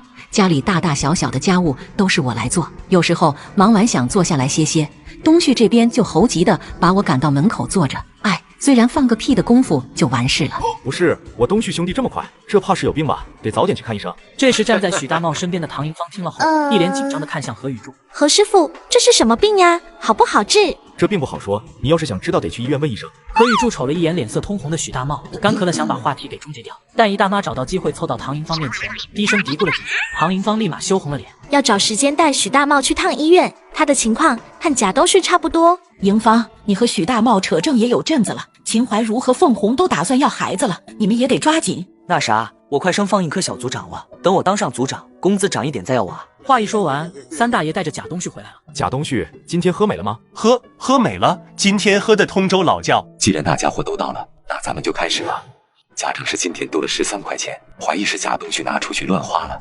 鉴于这种恶劣行为，不就是贾东旭偷老娘钱的事吗？至于这么啰嗦，3大爷还是你来说吧。贾张氏丢了13块钱，我刚才去找贾东旭的时候，嘿，你们猜我看到了什么？贾东旭居然一个人去涮羊肉了，还要了1瓶通州老窖。先不提这瓶酒，单这份涮羊肉就花了5块钱。那肯定是贾东旭了，不然他指定没钱去吃涮羊肉。我俩前2天去吃饭，贾东旭连1块钱都掏不出来。胡说，我身上怎么可能连1块钱都没有？我媳妇每个月都给我钱的，吃吃顿涮羊肉那还不是轻轻松松？你身上有没有钱，我还能不知道吗？你个没良心的白眼狼，那可是我的养老钱呀！你还剩多少快交出来，然后下个月把钱给我补上，并且当着全院的人保证以后再也不能惦记我这个钱，不然我就让何雨柱收拾你。妈，你是不是疯了？怎么和何雨柱穿一条裤子了？咱俩家啥关系？凭啥让他收拾我？你做错事了就得挨训，今天敢偷偷拿我的养老钱，以后就敢把我赶出去，不提前教训，以后就来不及了。知错就改还是好孩子。贾东旭，你快把钱拿出来吧！现在全院的人都知道你偷老娘的养老钱了。胡说，我没拿。贾张氏容不得贾东旭狡辩，直接上手去翻口袋，然后抓出一把零钱，然后心疼的数了数，糟天，就剩下5块3毛钱了。你个败家玩意的，你疯了？一顿饭吃7块多，咱家啥情况你不知道呀？7块钱多吗？现在搁外面吃顿好的，怎么都得这个价？不信你问问何雨柱，他经常下馆子，他心里最清楚。喝点马就不认识自己了，咱家穷啊，怎么和他比？穷什么穷？咱家可不穷。这次转正我肯定过，到时候就咱们吃香的喝辣的。打住！既然贾东旭承认自己偷钱了，那这件事就好办了。我建议严肃处理。贾东旭拿的是贾张氏的钱，要是细说的话，属于家事。我觉得吧，这次是想下馆子解解馋，问题不算恶劣。老严，你这话就不对了。他虽然偷的是自己人的钱，但只要是偷就不算小事。如果不给点教训，以后继续作案可怎么办？我觉得啊，贾东旭就是好吃懒做，这种歪风邪气不能助长。我建议以后贾家洗衣做饭都让贾东旭来，他要是表现好，再给他钱用；要是不好，还改造，1分钱都别给他。许大茂天天在家洗衣做饭、洗碗刷锅的，心里很不舒服，索性趁机把贾东旭也拉下水，让他陪着自己一起干家务。我觉得许大茂说的对，必须改掉他好吃懒做的坏毛病。不行，我不同意，我一个大老爷们身上怎么能没钱呀？你身上还是没钱的好，不然光想着吃独食。你之前吃大肉面的时候，好歹还带着媳妇，现在却自个吃涮羊肉。一大爷一中海见情况差不多了。好了，以后就这么办。贾东旭要是再敢偷钱，下次直接送派出所。人见状都啧啧两声，纷纷散退。车祸后的小伙重生到四合院何雨柱的身上，在系统的加持下，他让算计过原主的人都得到相应的报应。这次院里的邻居嫉妒他升官涨工资，想坑他一顿大餐。5级炊事员1个月工资60多块钱，不算一些外出做鞋的补贴，就已经超过二大爷刘海中，成为院里工资第2高的人了。切，不就是上台领了个奖状吗？有什么好得意的？听到贾东旭酸溜溜的吐槽，刘光奇淡淡的瞥了他一眼。人家好歹是副主任了，你还是个学徒。哎呦，刘光奇，你小子什么时候和何雨柱穿一个裤子了？谁跟他穿一条裤子？我巴不得他倒霉呢，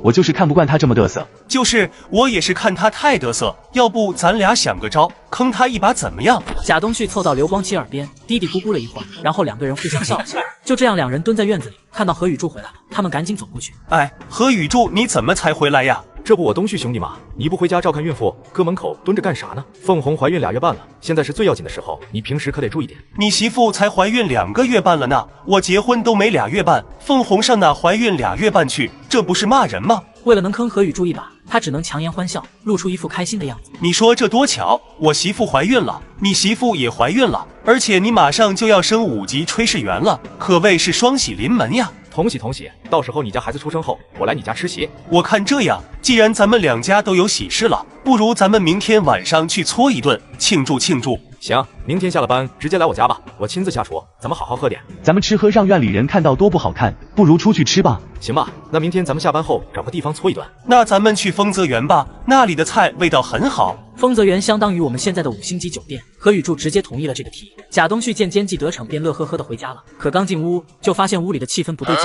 咋啦？这是你媳妇非得吃什么羊肉白菜？咱们家上哪整羊肉呀？不就是羊肉吗？你给凤红单独买半斤不就得了？她现在可是孕妇，需要营养。你工资都在凤红手里，我哪有钱买羊肉呀？妈，羊肉的事情我来解决。明天我从何雨柱身上坑点羊肉带回家。明天坑何雨柱？对，我和刘光奇想了个招，明天你们就等着吃好喝好就可以了。贾张氏听到有得吃了，也激动了起来。3人来到丰泽园落座后，贾东旭便主动提出点菜，装出一副请客吃饭的模样，点了整整10道肉菜。除了菜，贾东旭还点了2瓶泸州老窖。正等着上菜时，街道上突然嘈杂了起来。不远处一家裤子市，现在正冒着滚滚黑烟，3人跑出来凑热闹。哎呦，这么大的火，损失肯定少不了啊！要是里面有人的话，可就危险了。说完，贾东旭眼睛一亮，何雨柱不是喜欢干好事吗？之前下河救人，让他去火场救人，想必能把他坑没了。这火是越烧越大了，也不知道里面有没有人。要是有人就麻烦咯。我要是有你这体格，我肯定进去救人了。何宇柱扭头，意味深长地看了他一眼。这家伙是智障吗？难道看不出来这家铺子是仓库吗？里面要是有人的话，早就被附近的人救走了。就在这时，何宇柱得到系统的提示。咱们老爷们见到这种事，怎么可能袖手旁观？你们去饭店找灭火的工具，我先去救人。说完，何宇柱便拍拍贾东旭的脑袋，转身就离开了。咱们还是快去接水救火吧，万一何宇柱烧洗在里面，咱们也跟着麻烦。放心，洗了也跟咱们没关系，不洗也得脱层皮。说完，贾东旭便朝着他们那桌走去。刘光奇看着贾东旭的背影，心里一阵发寒。10分钟后，何宇柱悠哉悠哉地回到四合院。何宇柱，你怎么回来了？瞧你这话说的，我怎么不能回来了？可是我家东旭呢？不知道，没看见啊。啊！另一边的丰泽园，刘光奇看着眼前满满一桌子好吃的，馋得直流口水，可心里在想吃，刘光奇也不敢动筷子。坐在他对面的贾东旭也是一副眉头紧锁的样子。要不我出去看看情况吧，顺便把何宇柱喊回来。不行，我不相信你小子人品，你要是跑了，这顿饭就得我付钱了。我人品怎么了？我就出门看一看，绝对不会跑。要去也是我去，我不放心你。那我还不放心你？刚刚不知道谁的脑子抽筋了，竟然劝何宇柱去火场救人。现在好了，何宇柱走了，能不能回来还是个未知数。这顿饭你必须解决。凭啥？当初商量坑何宇柱的时候，你也同意了？那也是你出的主意，反正我是跟你来的，你得想办法。听到刘光奇把责任撇得干干净净，贾东旭再也忍不住。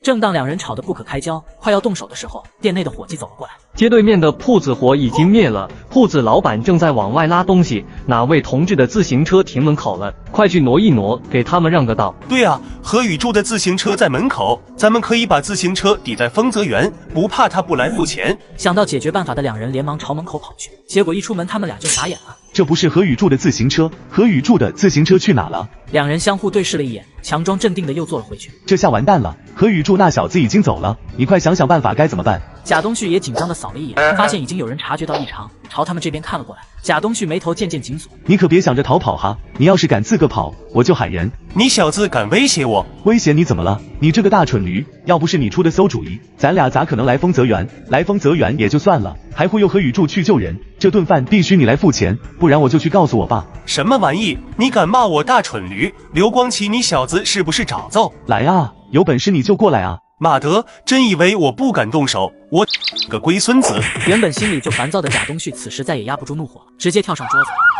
走，败家玩意，回家我再好好教育你。刘海中掏出17块钱，把刘光奇给整了出来，而贾东旭就比较惨了，他们家没钱。妈，你去找何宇柱，让他赔偿这17块钱。他要是不同意，你也别和他吵架，借也得把钱借出来。好，妈这就去，你等我回来。贾张氏说完，便急匆匆地往四合院里赶。何宇柱，你给我出来！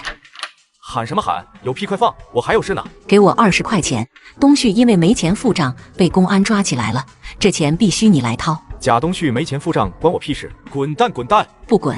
明明是你请客吃饭，结果你半路跑了，你必须给钱。见何宇柱翻脸不认账，贾张氏直接炸了。你这遭天谴的何宇柱，东旭被你害得进派出所了，你竟然一毛不拔，没法活了，没法活了呀！贾张氏一边嚷嚷，一边躺在门口，随后便开始了熟悉的转圈圈。你要是不给钱，我就一直在你家门口打滚，看你烦不烦？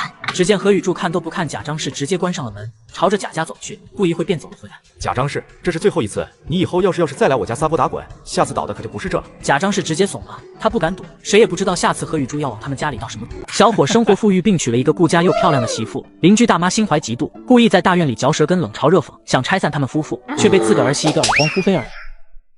对，就是这样。我听说何宇柱在后厨和一个有钱人的女儿光明正大的搂抱，笑死我了！真的吗？现在的姑娘怎么这么不要脸？秦怀茹才刚刚怀孕，傻柱就敢这样乱来。我不信，人家何宇柱和秦怀茹感情好着呢，天天腻歪在一起。切，你爱信不信，我家东旭去饭堂打饭时亲眼看到的，怎么会有错？正当他们说得很起劲的时候，秦怀茹推着自行车回来，这时贾张氏更嚣张了。还是我家的东旭好啊，不像某人，一个炒菜的都敢在外面偷吃。别说了，秦怀茹回来了。怕什么？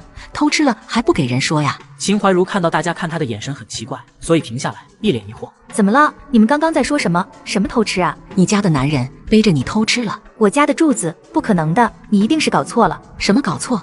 我家东旭亲眼看到的，这女的来过我们院子，好像是许大茂之前的相亲对象，有钱人的女儿，模样不比你差，还是城里人呢。对，听说上次还是你家的男人送她回家了。大妈们都七嘴八舌的讨论着，秦怀茹的心情顿时不好，她推着车往家里走。秦怀茹，你现在怀孕了，这时候是最考验男人的时候，一定要看好啊！要是他真的在外面有相好的，你到时都找不到地方哭了。我呸！一个乡下丫头，当时还嫌弃我家的东婿，想不到这么快就遭报应了，活该！这个傻大柱也不知道是走了什么狗屎好运，有钱人家的姑娘居然看得上他。秦怀茹回到家里，觉得脑袋沉沉的，直接躺在床上休息。不知不觉到了晚上，何雨柱回来了。当家的，你今天怎么回来这么迟？没什么，今天厂里招待多，下班后还要加班炒几桌菜，所以就晚了。你们厂里今天来了什么重要人物吗？何雨柱没有回应，一头便躺在床上睡着了。秦怀茹想起刚刚做的梦，梦里的何雨柱嫌弃她是个乡下丫头，然后认识新的女人就抛弃她了。何雨柱一觉睡到天亮，等他醒来时，发现秦怀茹不在家里，而且桌上也没有早餐。平时这个点，媳妇都会准备好早餐再叫我起床的，今天是怎么回事啊？何雨柱看看时间，差不多迟到了，所以也没有想太多，骑上单车就去上班了。一直熬到下班，何雨柱迫不及待的回家了，但发现家里还是没有人。正当他要去院子里看看时，三大妈走了过来。柱子，你是不是找秦怀茹？我一大早就没看到她了，现在也不在家里，不知道她去哪了。她早上过来和我说，她回娘家去住几天，早上你走得急，我就没来得及和你说。她回娘家了？怎么昨晚没听她说起啊？她可能有心事吧。因为三大爷想维护好和何雨柱的关系，他不允许三大妈跟着贾张氏嚼舌根，所以他什么也不说就回去了。秦怀茹这是怎么了？难道有人故意挑拨离间？不管那么多了，先到秦家庄接人。贾张氏看到何雨柱骑车走了，赶紧跑回房里。东旭，这回有好戏看了。何雨柱应该是去秦家庄找秦怀茹了，肯定会被娘家人赶出来的。哼，平时不舍得分一点肉给我们吃，这次轮到他们家倒大霉了，活该。凤红，还是你家男人靠谱吧？我才不像那个傻大柱，吃了碗里的还想着锅里的。这个傻大柱都不知道哪里好，秦怀茹对他这么死心塌地，这次该后悔了吧？我看他们肯定要闹离婚了。没过一会儿，一阵单车铃声唤醒了正在打盹的贾张氏。东旭、凤红，快出来看戏了！傻大柱被赶回来了。院里的大妈听到贾张氏的叫声后，纷纷赶到何雨柱家的门口。哎呦，大家伙今天是怎么了？排着队迎接我们夫妻俩，双把家还了。贾张氏看到自行车上的大包小包，整个人都麻了。何雨柱不止带回媳妇，还从娘家拿回很多土特产。某些人也太没用了，家里的男人都这样了，还跟着回来，娘家人也太傻了吧！自己的女儿被欺负了，还大包小包给人家送。何雨柱看了眼贾张氏，指了指贾东旭，贾东旭害怕的躲到了凤红的身后。这一次幸好我老婆没有什么事情，下次要是有谁敢在院里嚼舌根，我一定不会放过你。你自己犯了错误，还不给人家说呀？东旭说你在后厨和一个女人抱着。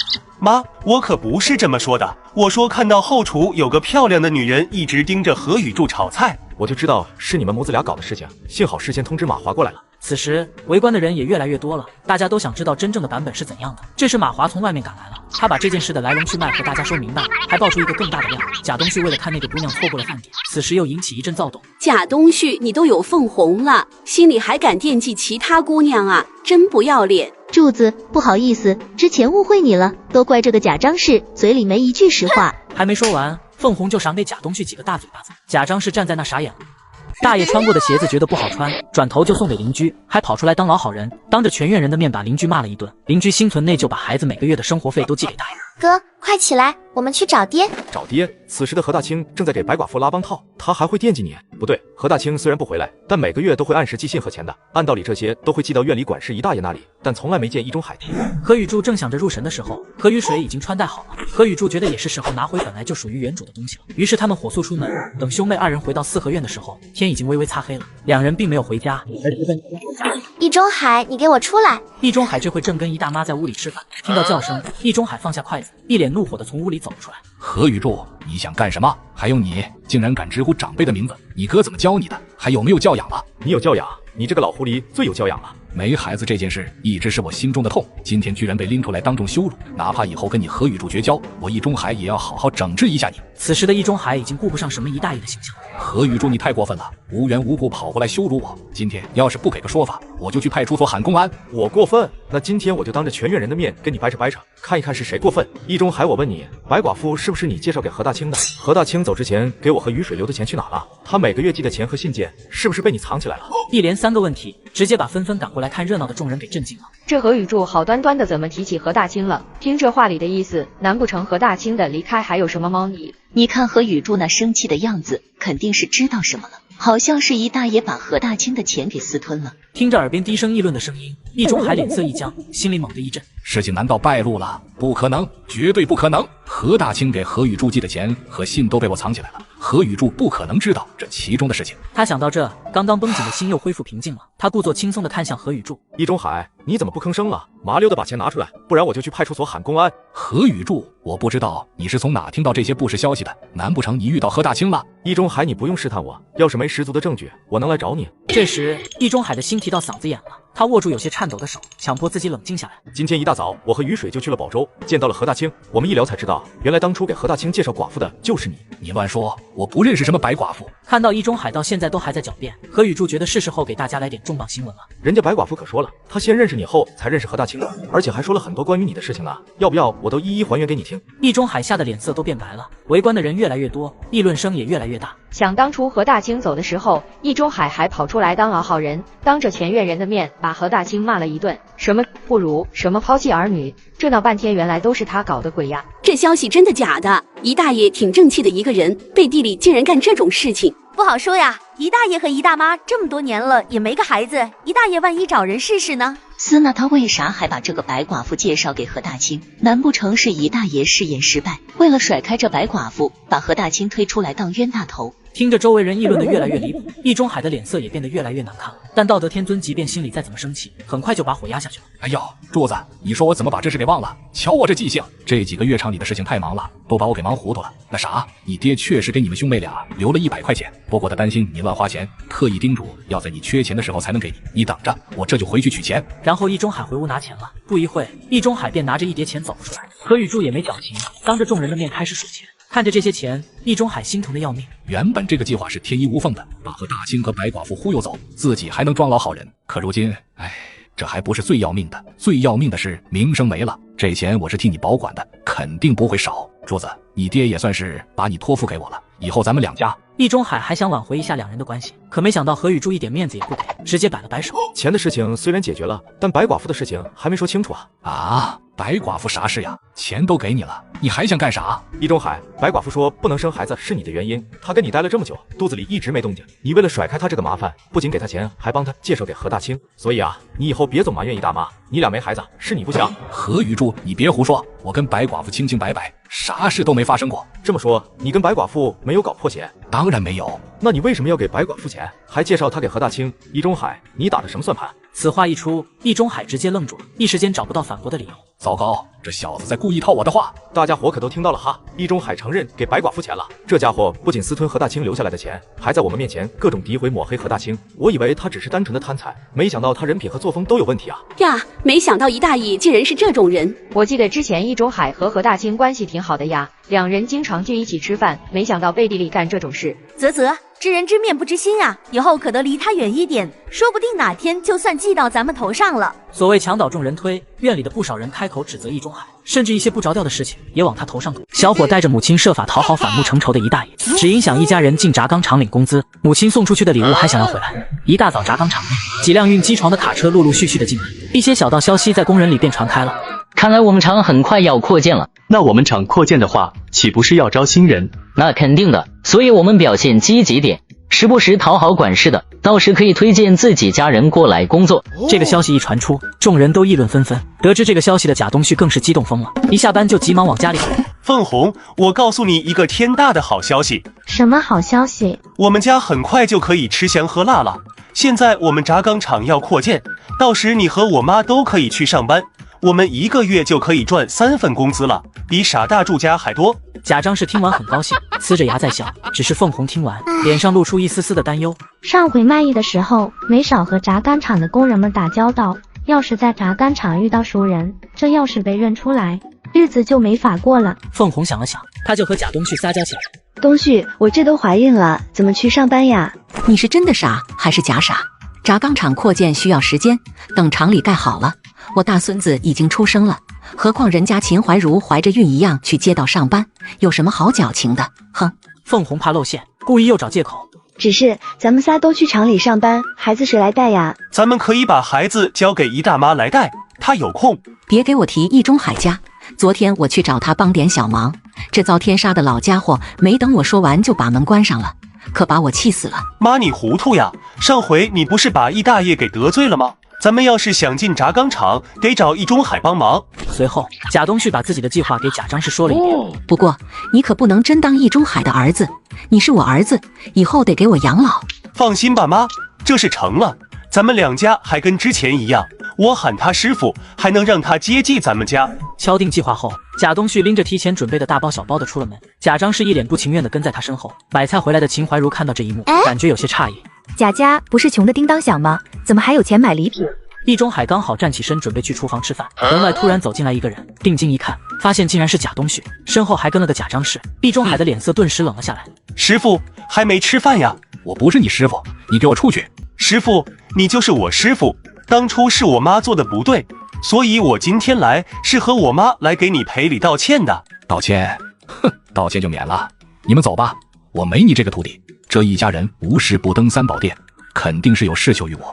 知道易中海还在生气，贾东旭回头看了眼自家老娘，示意把房门给关上了，确保外人看不见后，贾东旭把礼品往旁边一放，然后干净利索的跪了下来。师傅，我知道错了，我妈当初丢了裤衩被气昏了头，所以一时糊涂找您要赔偿，我今天就替我妈给您磕头道歉，希望您还把我当徒弟，一个徒弟半个儿，等您以后退休了，我给您养老。贾东旭为了能让家人进轧钢厂，是真豁出去了。妈，快给我师傅道个歉，你要是不认错，以后咱们断绝母子关系。断绝母子关系？这么狠？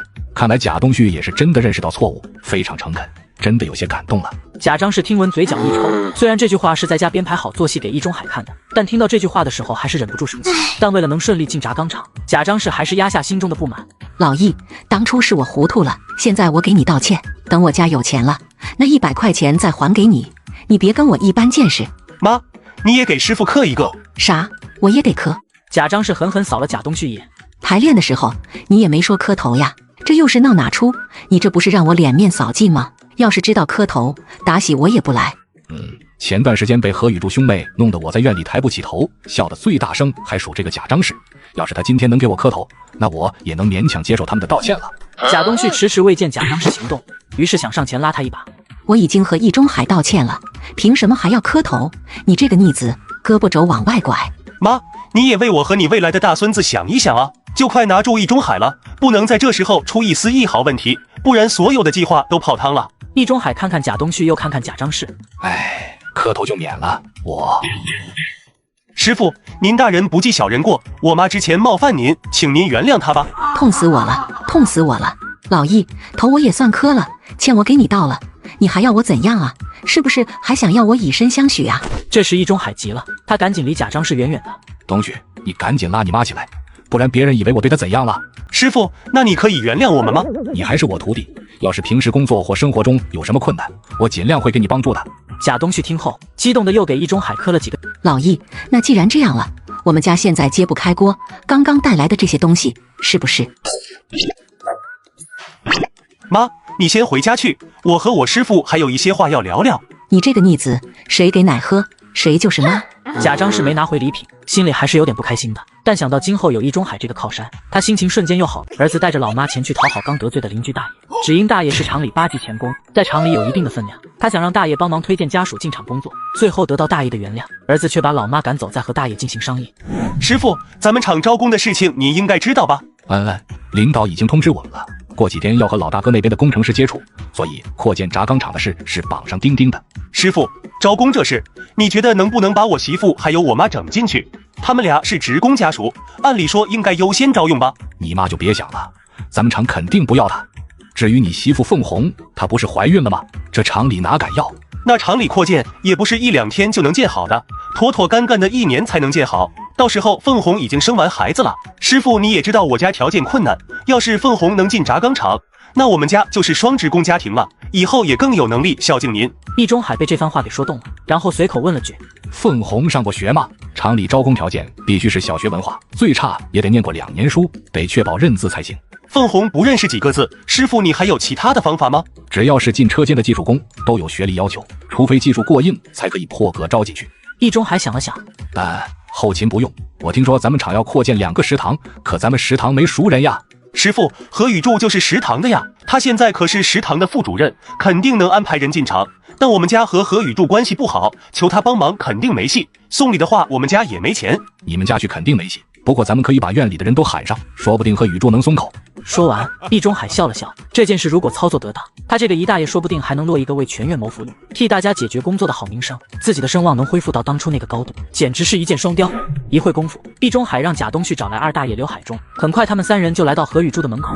哎呦，2位大爷齐聚我家门口，这是要干啥？哎，我东旭兄弟也在啊，你啥时候和1大爷、2大爷穿一个裤裆了？都是些老对头了。何宇柱知道他们上门指定没什么好事，咱们进屋说吧，这件事不方便在院里聊。进屋就算了，咱们敞开天窗说亮话，也让院里的人听听是怎么个事。行吧，那咱们就在门口说。何宇柱，咱们厂要扩建的消息你应该知道吧？你身为食堂副主任，多少也算个厂领导。咱们院里这么多没工作的，你能想想办法吗？大家会感谢你的。何宇柱一听就明白怎么个事了。易中海这老狗又来算计自己了，帮院里人，凭啥呀？原主何宇柱帮这个帮那个的，最后落了个什么下场？2位大爷也太看得起我了，我只是一个小小的食堂副主任，芝麻大点的官，哪有什么能力往厂里塞人？何宇柱嚷嚷的也很大声，他反正不怕院里人知道轧钢厂扩招的事情。你想想办法吗？想不到，办不了，找别人想办法去吧。见何宇柱拒绝的这么干脆彻底，易中海心里却是一喜。院里那么多人没工作，何宇柱这么一拒绝，怕是要得罪不少人。哼，捞不到名声，也要你何宇柱威信下降，这就是我要的结果。想到这，于是易中海装出一副诚恳的模样。何宇柱，咱们都是一个院里的邻居，院里的人过得那么困难，你帮一个也行呀，就算我求你了。为了也能给自己家谋一个工位，刘海中也附和着说道：何宇柱，你没能力把人办进去，你去问问厂领导也行呀，你好歹是副主任，问一问又没什么。何宇柱看了一眼刘海中，眼看院里的人聚集的差不多了，然后开口说道：其实想安排2、3个邻居进轧钢厂也不是没办法，但是需要1大爷和2大爷你们俩配合我才行。你们俩要是答应，我保证能给咱们院里弄来2个工位，还是技术工的那种工位。众人开始议论纷纷，易中海还是半信半疑。2个工位，还是技术工的那种，那我家刘光启岂不是有机会了？这个傻大柱怎么会突然改口答应了呢？在众人面前答应这事，我不单捞不到名声，而且替大家解决工作的功劳都被何宇柱抢光了。一想到这，易中海嘴角一抽，大声的质问何宇柱：你真有办法给咱们院弄来2个技术工工位？当然，只要你们2个配合我就行。要是超出我们的能力范围，我们可没办法配合。对，只要在我们能力范围之内，我和老刘愿意给院里人做贡献。围观的众人听了易中海的话后，看他的眼神都变得有些钦佩了。既然1大爷和2大爷这么有奉献精神，那我就把计划说一下。1大爷和2大爷在轧钢厂都有工位，这个工位可以让给院里其他人，这样做咱们院里不就多出来2个工位吗？听到他的话，易中海先是一愣，随即便明白自己被何宇柱给耍了。何宇柱，我们好好跟你商量事情，你给我们开什么玩笑？我俩把工位让出去了，那我们2家以后怎么生活？你还是老老实实找厂领导说一说，这样才能真正的帮到邻居们。1大爷，你急什么？你等我把话说完。你和2大爷都是老技术工了，你们把工位让给其他人后，可以重新走厂里的招聘流程。你俩一个8级工，一个6级工，还担心过不了招聘？何宇柱看看易中海和刘海中，他们脸色都变了，然后又接着说：就算真过不了招聘，我再去找领导说一说，保证你们能回到轧钢厂上班，反正技术也在，熬几年就把等级熬上来了，咋的？这么好的奉献机会，你们俩还不抓紧把握住？听完何宇柱的解释，院里的众人哗的一声炸开了锅。这方法好特喵损呀！不过细细一想，还真行得通。毕竟这年头工位都能拿出来卖，转送给其他人去顶岗更没什么问题。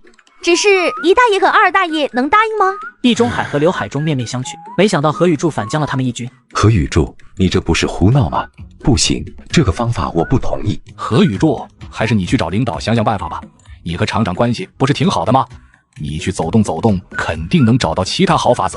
怎么，真到奉献的时候，你们俩当缩头乌龟了？让我去找厂长说一说。易中海，你知道自己在干什么吗？你这是挑唆我找领导走后门，是想让领导犯错误。易中海，你摊上大事了。何宇柱的这番话吓得易中海浑身一个哆嗦。我没有，你胡说，我不是这个意思。你是不是这个意思？我说的不算，你说的也不算，厂里的领导和街道办的人说的算。说完，何宇柱便抛开众人，径直朝外面走去。他要找王主任举报易中海院里大爷为全院谋福利，却被邻居小伙举报自闭官僚主义。何宇柱把事情简单的叙述了一遍。易中海现在都这么嚣张了吗？在院里他真以为能一手遮天了？我用人格保证，我所说的句句属实。要是有一句话在撒谎，明天我就去找厂长递交辞职信。岂有此理！我们现在走，我倒要看看这个易中海是不是想上天。于是两人一前一后的出了门，没多大会，两人便赶到了四合院。正在前院观望的严不贵被王主任逮了个正着。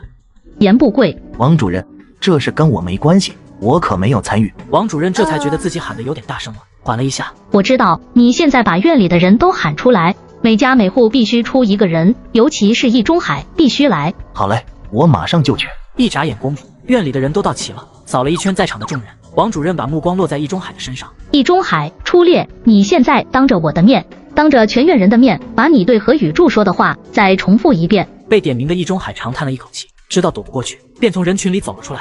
王主任，我只是让何雨柱解决一下院里的就业问题，我也是为了大家好呀，我没做错什么吧？解决院里就业问题是好事，但你用的什么方法，怎么现在不敢说了？易中海，我让你重复一遍自己说的话，不是让你解释。院里的人可都看着呢，你如果敢撒谎，处罚会更严重。说完，王主任眯着眼扫了一眼在场的所有人。贾东旭吓得连忙低下了头，刘海中也微微向后缩了缩，不敢和王主任对视。王主任，刚才易中海是这样说的，轧钢厂现在不是在扩建招工吗？他让何雨柱安排院里没工作的人进食堂上班。王主任，你是真误会我的意思了，我是真的为院里人考虑，所以才去找的何雨柱。够了，轧钢厂招工都有聘用流程，院里没工作的可以按招聘流程去申请，而不是教唆何雨柱去走后门犯错误。易中海，上次你们违规召开全院大会，绕开街道搞捐款的时候，我就警告过你，这才过去多久，现在又复辟官僚主义。王主任，我没有，我是一时着急，所以说错了话，我绝对没有这个意思，您听我解释。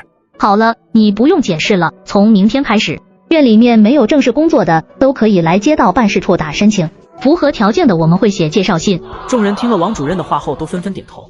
但是挑唆他人走后门，让别人犯错误给自己谋利，这种恶劣的事情街道办事处是不会容忍的。从即日起革除易中海管事大爷的职务，明天下班前提交一份检讨书来街道办事处。此话一出，易中海的脸彻底垮了下来。王主任，我已经认识到错误了，我向何雨柱同志道歉，我向全院的邻居们道歉。只是我这一大爷的身份可不可以保留？毕竟我这么久以来没有功劳也有苦劳。话还没说完，王主任便摇了摇头。我上次已经给过机会了，你好好反思自己的错误，以后未尝不能恢复一大爷的职务。易中海见状，连忙向二大爷和三大爷投去了求助的目光。王主任，这个处罚是不是太过严重了？我们院里能有现在的和睦互助，易中海功劳很大，而且这次易中海的出发点是好的，您看。刘海中，别以为我不知道你打的什么算盘。就这件事而言，易中海算主谋，你算参与者，记大过一次。明天下班前也写一份检讨书交到街道来。说完，王主任又把目光放在了严不贵身上。王主任，我可没掺和这件事啊。严老师，以后院里还需要你多多费心。王主任客气了，这是我的职责。处理完这件事后，王主任便离开了。等王主任离开，易中海的脸色骤然一变，眼神带些怨毒的盯着何雨柱。何雨柱也毫不示弱的瞪了回去。瞪，你接着瞪，你只是个管事大爷而已，还真以为自己是什么大领导了？众人见事情都已解决，各回个家去了。四合院里这时只有3个人了，易中海、刘海中还有贾东旭。其实贾东旭也想跟着众人回家，可今天他刚和易中海缓和好关系，这回溜走显得有些不仗义。大妈嫉妒小伙的媳妇找到一份清闲的工作，她想自个儿媳也能谋一份工作。大妈苦苦哀求用人单位，最后得到一份轻松的工作，却又不乐意了。那易中海就是个废物，让他为咱家谋一份工作，却被街道主任给罢免一大爷职位。哎呦，白白搭上我们送他的礼物了。妈，你怎能这样说？师傅也是为了咱家才被罢免的。我不管，反正收礼办不了事的都是废物，这事还得老娘亲自来。妈，你能靠自己找到工作？当然可以，昨天你没听到街道王主任说吗？没工作的就去找他，他免费给安排呢。哪有这好事？王主任可说了，是符合要求的才给安排工作呢，你这不是找茬吗？你看看何雨柱的媳妇，一个乡下丫头，不一样能在街道办事处工作吗？你这样一说，好像是这么一回事。妈，那你赶紧带上凤红去问问吧。吃过早饭，贾张氏带着凤红来到街道办，街道办的王主任也刚刚到。贾张氏热情地走上前去打招呼。王主任早啊。王主任对这个贾张氏太熟悉了，看到他这么早来街道办，以为又是为了院里的什么鸡毛蒜皮之事。贾张氏这么早过来，又是和哪家闹矛盾了呀？王主任，您误会了，我今天过来主要是想让你帮我儿媳妇介绍一份工作，现在全家就靠我儿子的那点工资，实在是太困难了。但你家凤红不是怀孕了吗？先等她生完再说吧。王主任，凤红年轻，身体好，而且她月份还小，可以工作的。孕妇就先好好休息，照顾好身体最重要。贾张氏一听这话就急眼了，指着秦怀茹大叫起来：王主任，你这是区别对待啊！秦怀茹不也怀孕了吗？她现在就在你们街道办上班呢，而且她还是乡下来的，比不上我家的凤红，我家凤红还上过学呢。贾张氏，你不要乱给我扣帽子，我怎么区别对待了？人家早就过来上班了，又不是怀孕后才来的。虽然秦怀茹没上过学，但人家靠本事自学到小高水平了，应聘也是按照正常流程来的。幸好没有合适的工作，我都怀孕了还想让我出来工作，都没见过这么奇葩的婆婆。王主任，我妈她也是着急了才说错话，您不要见怪。那要是没有合适我的工作，有没有什么工作可以介绍给我妈呢？这个该死的凤红好吃懒做，本来是想让她去做工赚钱的，现在倒好，反而想推我出来工作了。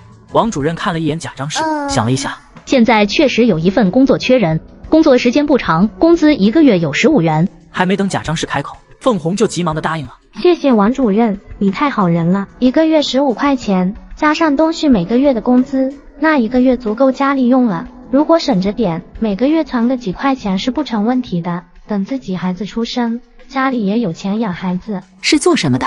太累的活我可干不了。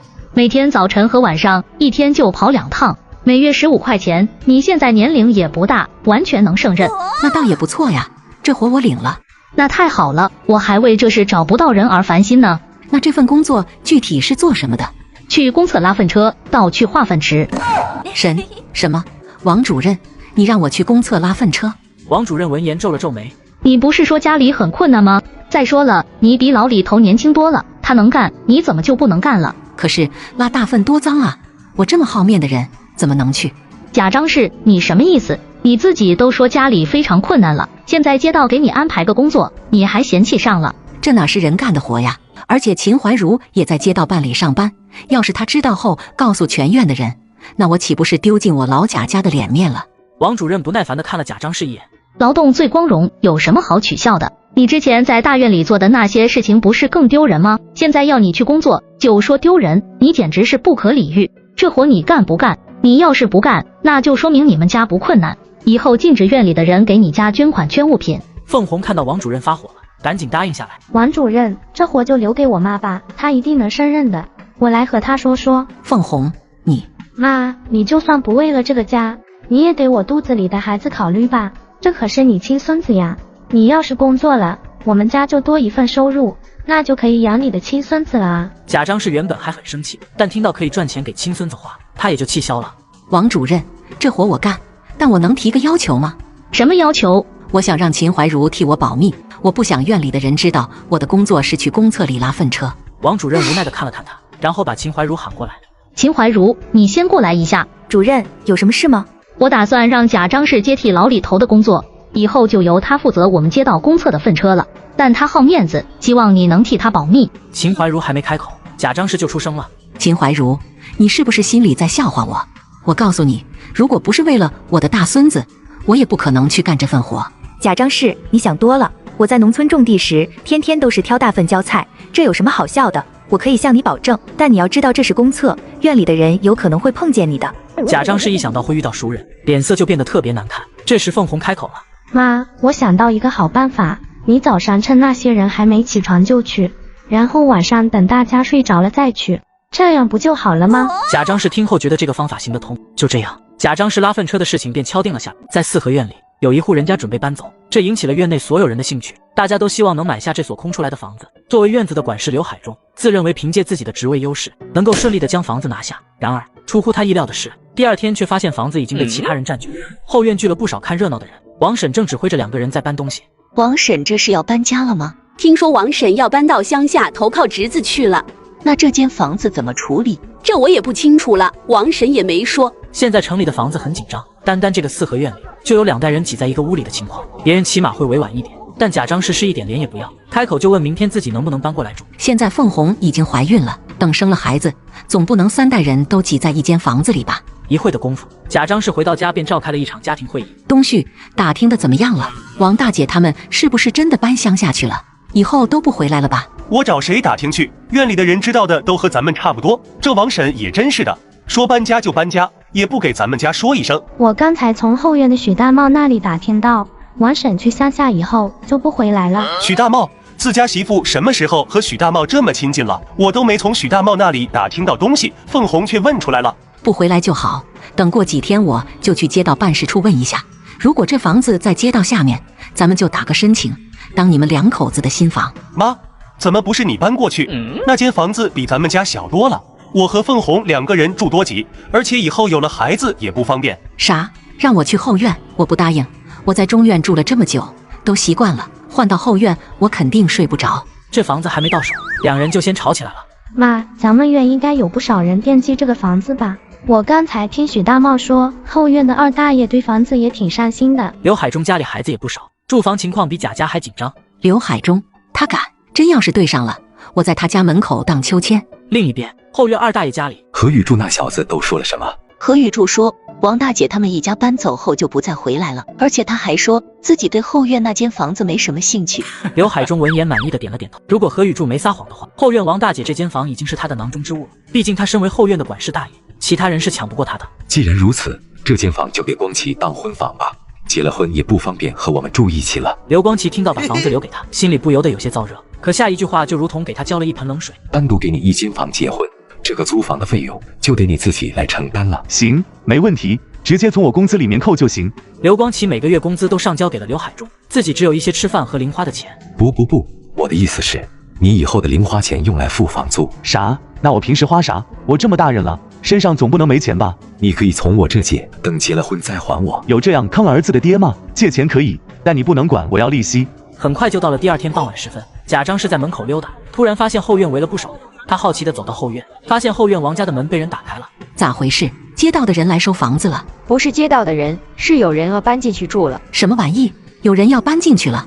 谁那么缺德呀？我看着是中院的老吴，他拿钥匙开的门。这遭天杀的老吴想干啥？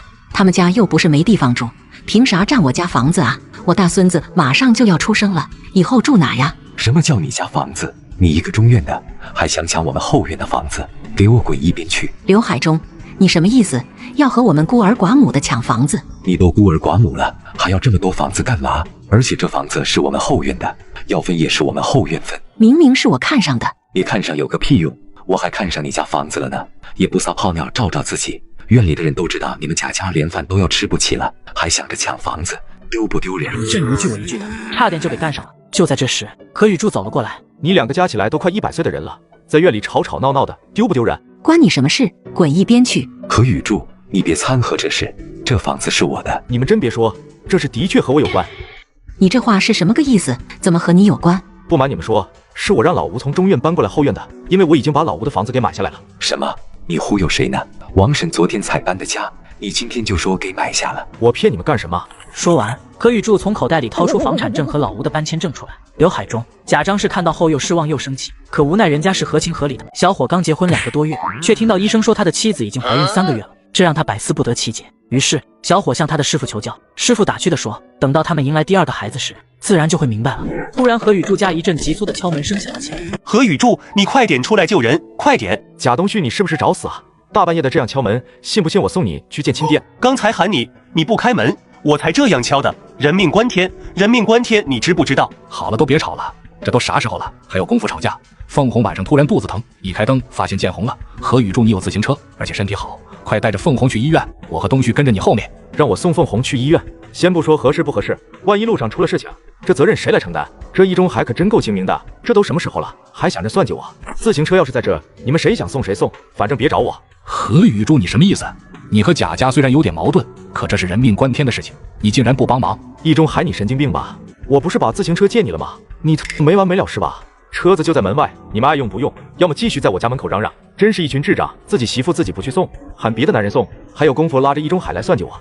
东旭，你别借自行车了，快去找个板车吧。凤红现在肚子疼得厉害，坐都坐不稳了。哎呦，他姨大爷，你怎么还在这站着呢？快点去帮忙呀！易中海还不死心的回头。何宇柱，咱们院你身体最好了，你先用板车拉着凤红去医院，我和东旭跟着你。快给我滚！易中海，你是真欠骂呀！凤红是我媳妇，肚子里的孩子是我的，你明知道我和贾家关系不好，你还让我送凤红去医院，你想把贾家孙子坑没就直说。骂完，何雨柱直接把院里的自行车推到了屋里，关上门回屋睡觉了。被劈头盖脸骂了一顿的易中海看了眼在场的众人，你们都看看何雨柱是什么样子的人，见死不救，这样的邻居以后大家都离远点。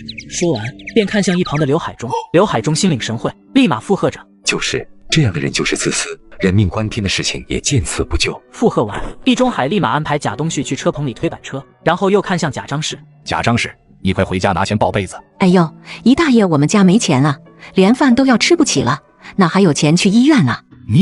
算了，你先去报被子，钱的事我先垫上，到时候你们再还我。贾张氏现在也有工作了，每个月凤红也给他3块零花钱。全院的人都知道贾张氏喜欢藏养老钱，可现在自家儿媳妇见红要去医院了，也不舍得把钱拿出来，真是恶心。我看也没啥事了，你们去忙吧，我先回家睡觉了。此话一出，易中海连忙抓住了刘海中的胳膊。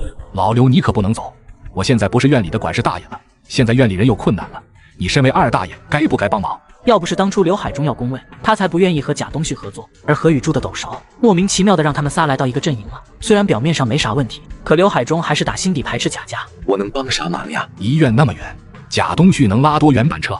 我身体也不好，咱们仨轮流着拉才最保险。老易，你看看我这体格，心有余而力不足啊。那你把刘光奇喊过来帮忙吧，放心，不让他白忙活，我给你1块钱行不行？行。一听能赚1块钱，刘海中想都没想便答应了，反正干活的是儿子，自己就能白得这1块钱。至于分钱给刘光奇，刘海中压根就没想过，顶多早晨给他加个鸡蛋。说完，刘海中便回家喊人：凤红的家属在哪里？去缴一下费用。哎，来了。你是病人的丈夫吧？对，我是。你媳妇怀孕3个月了，怎么能吃这么辛辣的食物？还好送来的比较及时，不然孩子就危险了。我媳妇说这几天嘴巴里没味道，想吃点辣的。我寻思着吃点也没事，就在菜里放了些辣椒等等。护士，你说我媳妇怀孕3个月了？没错，的确怀孕11个周，快12周了，单子上都写着呢。我和凤红才结婚2个多月呀，怎么就怀孕3个月了？贾东旭只觉得大脑一片空白，一把抢过护士手里的单子看了看，可受限于文化水平，看了半天也没看出个所以然。不可能啊，我媳妇不可能怀孕3个月。护士，你是不是拿成别人的了？孕周的是从末次月经第1天开始计算的，你不懂就去问你媳妇，别在我这里胡闹，快去交钱吧。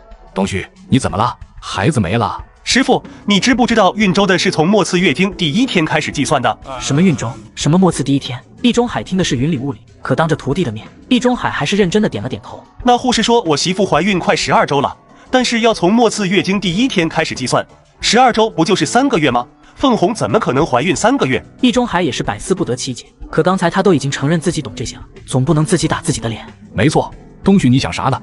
孕周的是从末次月经第1天开始计算的，就该是12周。师傅，你确定是这样吗？确定，你还小，不知道怎么算孕周，等凤红生第2胎的时候你就懂了。贾东旭也似懂非懂的点了点头，然后把缴费单塞到了易中海的手里。师傅，我家情况你是知道的，当初真的是瞎了眼，给找上贾东旭。老外凭借自己国家先进的技术来到轧钢厂蹭吃蹭住，还不把技术传授给大夏工人。何雨柱心生一计，套路老外诚心把技术给传授出来。欢迎，热烈欢迎！红星轧钢厂全体员工欢迎赖斯诺夫斯基团队的到访。咱们都是同志，乌拉！经过欢迎仪式后，杨厂长便带着赖斯诺夫斯基的团队参观了轧钢厂生产车间。老大哥呀，接下来就麻烦你和我们多点交流新型技术，让彼此都能快速进步。技术交流先等等吧，现在时间也不早了，我们肚子已经饿了。那我们先去吃饭吧，剩下的细节可以饭后慢慢谈。一行人步行来到了3号食堂，食堂的美食让赖斯诺夫斯基等人很满意。穿过食堂，来到后面的小包间，推开门，当他们看到桌子上的美食时，更是被惊艳到。赖斯诺夫斯基，这顿饭怎么样？好，太棒了。赖斯诺夫斯基同志，我们可以聊一下技术方面问题吗？杨厂长，你看我们吃的太撑了，我想休息一下，下次再说吧。啥玩意？吃饱喝足了就想睡？啥技术都还没有提一个字呢。这时陈主任拉了拉杨厂长的衣袖。那个就按赖斯诺夫斯基说的办吧，说不准什么时候高兴了就给我们传授技术。既然陈主任都这样说了，杨厂长也就答应了下来。厂长怎么了？脸色不好看啊。赖斯诺夫斯基他们全都吃撑了，一个个赖在包间不想出来，交流技术一字不提，这帮长毛真不知好歹。每多留1天就多一点希望，看咱们的技术员能不能哄他们教点技术吧。这年头有求于人就是这么憋屈。厂长，咱们不能这么实在，得想个办法套路下这些工程师。这法子好啊，就这么办。下午，赖斯诺夫斯基领头的这群工程师来到3号食堂打探晚上吃什么。杨厂长，今晚我们吃什么菜？我靠，这些长毛都是这么好吃懒做的吗？刚吃完午饭就想着晚饭，晚饭和午饭一样丰盛。赖斯诺夫斯基，趁现在有空闲的时间，要不你们和我们技术人员交流一下？杨厂长，你别急嘛，今天我们刚来到大华夏，人生地不熟，让我们休息几天，感受一下大华夏的文化。说完，赖斯诺夫斯基连头也不回，带着他的团队走了。看来还是要看何宇柱的法子了。相比于中午的招待宴，晚上的菜品则更为精致了，只是这分量少了很多，而且都是一些比较开胃的菜。杨厂长，这是我吃过最好吃的美食。特么的，你们这帮吃货，为了招待这些工程师，轧钢厂可谓是费老大劲了。吃得开心就好，吃得开心就好。吃饱喝足后，杨厂长把诺夫斯基等人的住宿安置好后，便和何宇柱嘀咕起来：这些工程师晚饭吃了这么多，到半夜真的能饿吗？你就放心吧，晚上的那些菜虽然精致，但都是些开胃菜，吃的越多越容易饿。明明吃了那么多，怎么晚上还是这么饿？可能是我们从来没有吃过这么好吃的美食，一下子不适应吧。人生地不熟，现在去哪里找吃的？老大，要不先把这书分了，好给肚子垫垫，睡着了就不觉得饿了。我告诉你，我们不单是技术员，还是个战士，就算我们还是把书分了吧。第二天一大早，赖斯诺夫斯基等人就来到3号饭堂。杨厂长，这早饭也太敷衍了吧？你们这些华夏人就是这么对待客人的吗？赖斯诺夫斯基，先消消气，你有所不知啊，厂子里用的都是些老旧技术，效率低，资金回笼慢，哪有这么多经费买食材？昨晚那一桌大餐已经是我们厂里的1半经费了。那晚上为我们提供夜宵，晚上我们都饿得发慌。当然，作为回报，今晚开始我们可以组建一个夜间培训班，你们厂里的技术员可以来这里学习。那就太好了。易中海为了日后能让贾东旭养老，凭借自己8级钳工的身份，在钳工考核中徇私舞弊，帮助贾东旭顺利通过考核并转正。正当贾东旭以为自己这次一定能转正的时候，易中海却拉着驴脸走出了轧钢厂的大门。老易，你糊涂啊！贾东旭只是你徒弟，你这样帮他犯得着吗？易中海闻言瞪了一眼刘海中后，什么话也没说，闷头朝4合院走去。你他妈倒是站着说话不腰疼！我要是也有儿子，我能帮贾东旭作弊。哎，老易，你怎么不说话呀？别来烦我了，走开走开！嘿，我这好心来安慰你，你这是什么态度？刘海中嘴上说着这些话，可心里却很暗爽。这多年，易中海始终压他一头，在4合院里，易中海是一大爷，他是2大爷。现在好了，刘海中觉得他的腰板可以挺得比易中海还要直了。外出上班的人纷纷下班回家，大家都是高高兴兴的进门，只有易中海露出了一副不悦的表情。哎，老易下班了，我听院里的人说贾东旭今天通过转正考核，他现在已经是1级钳工了吧？易中海现在看到谁都烦，冷冷瞥了严不贵一眼。没有啊，没有。下午的时候，贾张氏都嚷嚷开了，说他儿子贾东旭今天肯定能转1级工。我刚才还看到东旭媳妇出门了，好像是去买肉了。买就买呗。哎，奇了怪了，老易这是咋了？怎么臭着张脸？难不成是贾东旭没考过，觉得丢人？可就算是没考过，易中海也不至于这般呀。毕竟贾东旭又不是第一次转正失败了。老严，你这2天最好别在易中海面前提贾东旭的事。严不贵闻言微微皱眉，心思暗暗思索，咋回事呀？这是老严，你说现在他不是一大爷了，那咱们院里这大爷的称号是不是得改一改了？刘海中惦记一大爷的称号不是1天2天了，想趁着这个机会拉拢严不贵，尝试着能不能给自己改称呼。这都是些什么跟什么？怎么样，老严，我刚才的提议如何？你要是答应，咱们就抓紧去接到办事处，以后我就是1大爷，你就是2大爷。我现在可算看明白了，易中海垮台了，刘海中又想找我结盟，这都什么破事啊？当大爷有什么好的？还不是被何宇柱气得半死，还拿他没辙吗？你先说说老易他在厂子里遇到什么事情了？事情是这样的，参加本次转正考核的一共有5个人，考核的内容是制作一个零件，然后由8级钳工易中海来审核。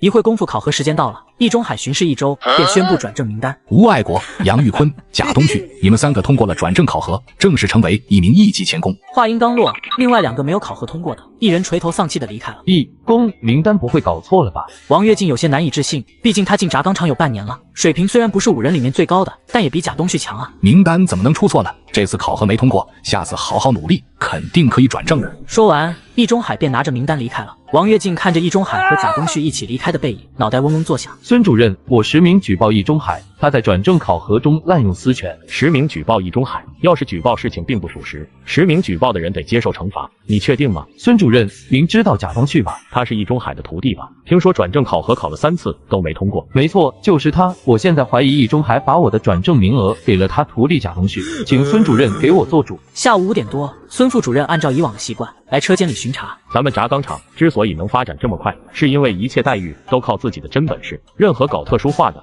都是在损害轧钢厂的利益。易中海闻言，心里咯噔一下。车间里的不少工人都把目光看向了易中海。今天参加转正考核的全部出列。听到这句话，易中海心里更加慌张了。贾东旭这边也有点不知所措，有些紧张的走了出来。现在你们5个人去这几台机器上做一个零件，我要当场检查。6分钟后，已经有人完成了零件。王跃进是第3个完成的，唯独贾东旭用了15分钟，单从速度上他就慢了一大截。把做好的零件都拿过来吧，我和易工一起检查。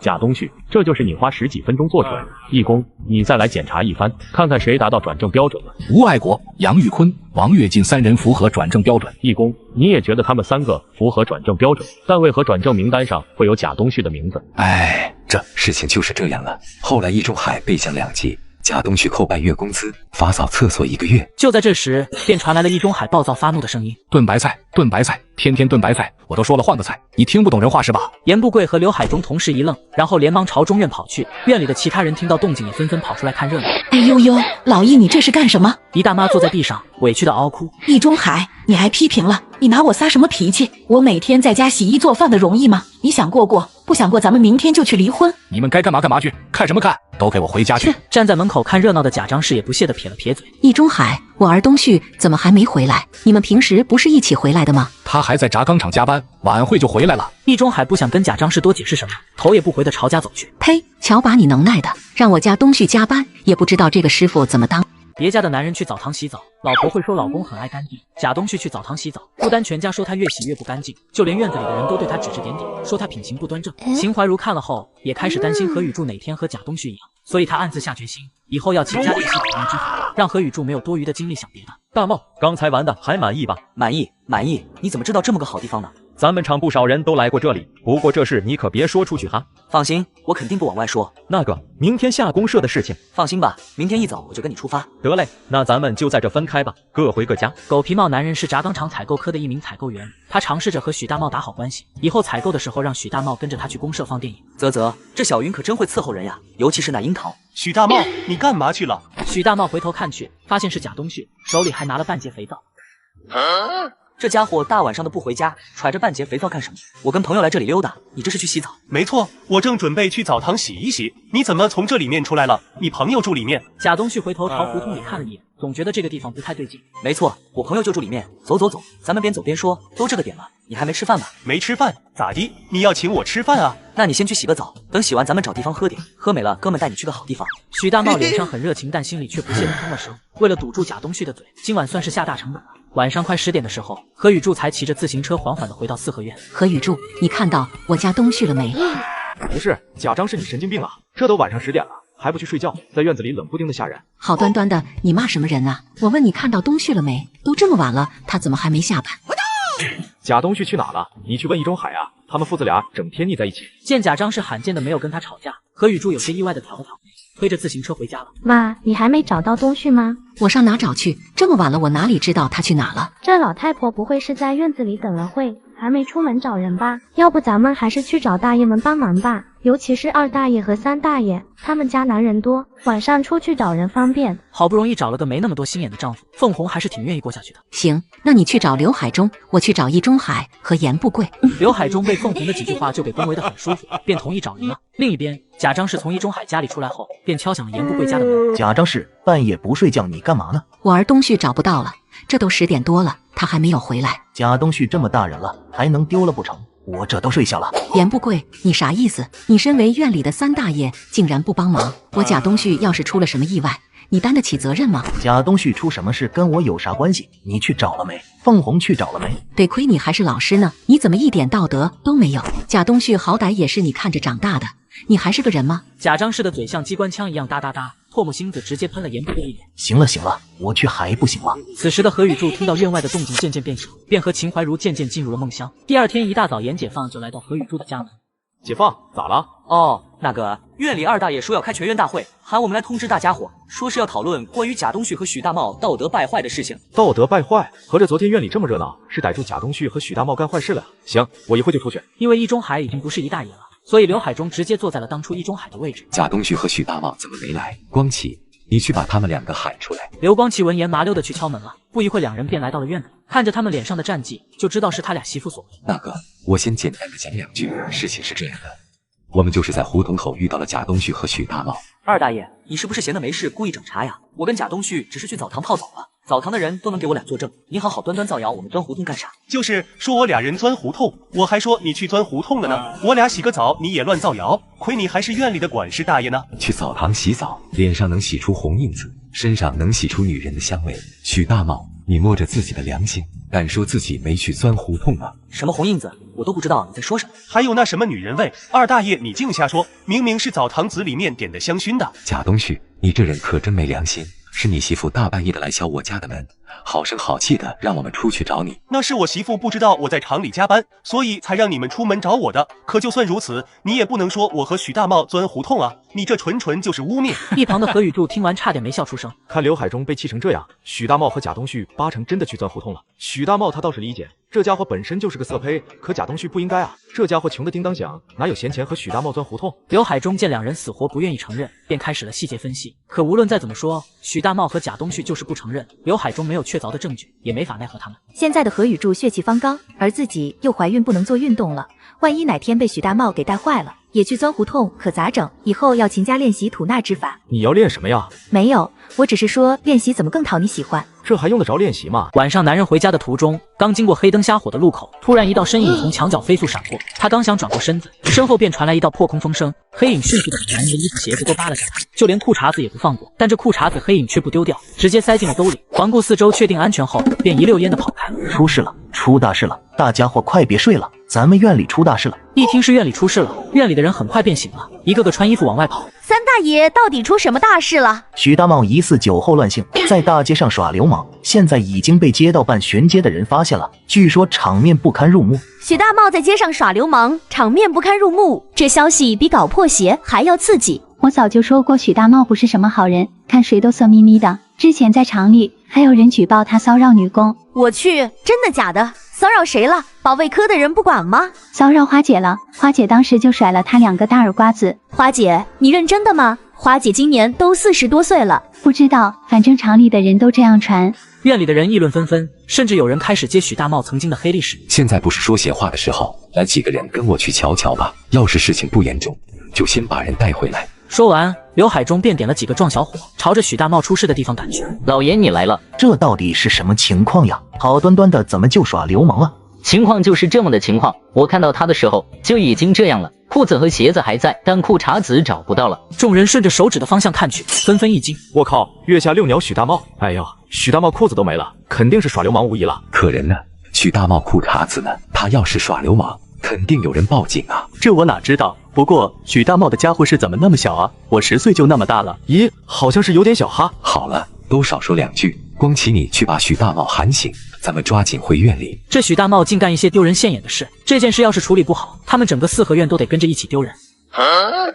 我这是怎么了？你们捆我干啥？松开，快给我松开！贾东旭，是不是你这个狗日的要害我？许大茂，你自己犯的事跟贾东旭有啥关系？你还是快点交代怎么回事吧。就是你特么当众耍流氓，跟我有啥关系？快点交代！什么当街耍流氓啊？我晚上陪老毛子们喝酒，回家时路刚走到一半就晕了过去，我什么也不知道啊。那我问你，你为什么要在大街上脱裤子？你裤衩子去哪了？我根本不知道你说什么。宁芳，快给我解开！我真的没耍流氓。宁芳，你倒是说话呀！许大茂，你要是真耍流氓了，我就跟你散伙。啥？你要跟我散伙？我是冤枉的呀！你们要相信我。就在这时，轧钢厂保卫科的人员来到了4合院。4合院里有谁是昨天半夜出去过或者回来的？这个我清楚，我住在前院。天黑之后，易中海和他媳妇出去过一次，不过很快就回来了。刘光奇那小子也出去过一次，8点多回来的。贾东旭大约8点多回来的。对了，还有贾张氏，他9点出去的，到现在也没回来。何雨柱10点左右也下班回来了。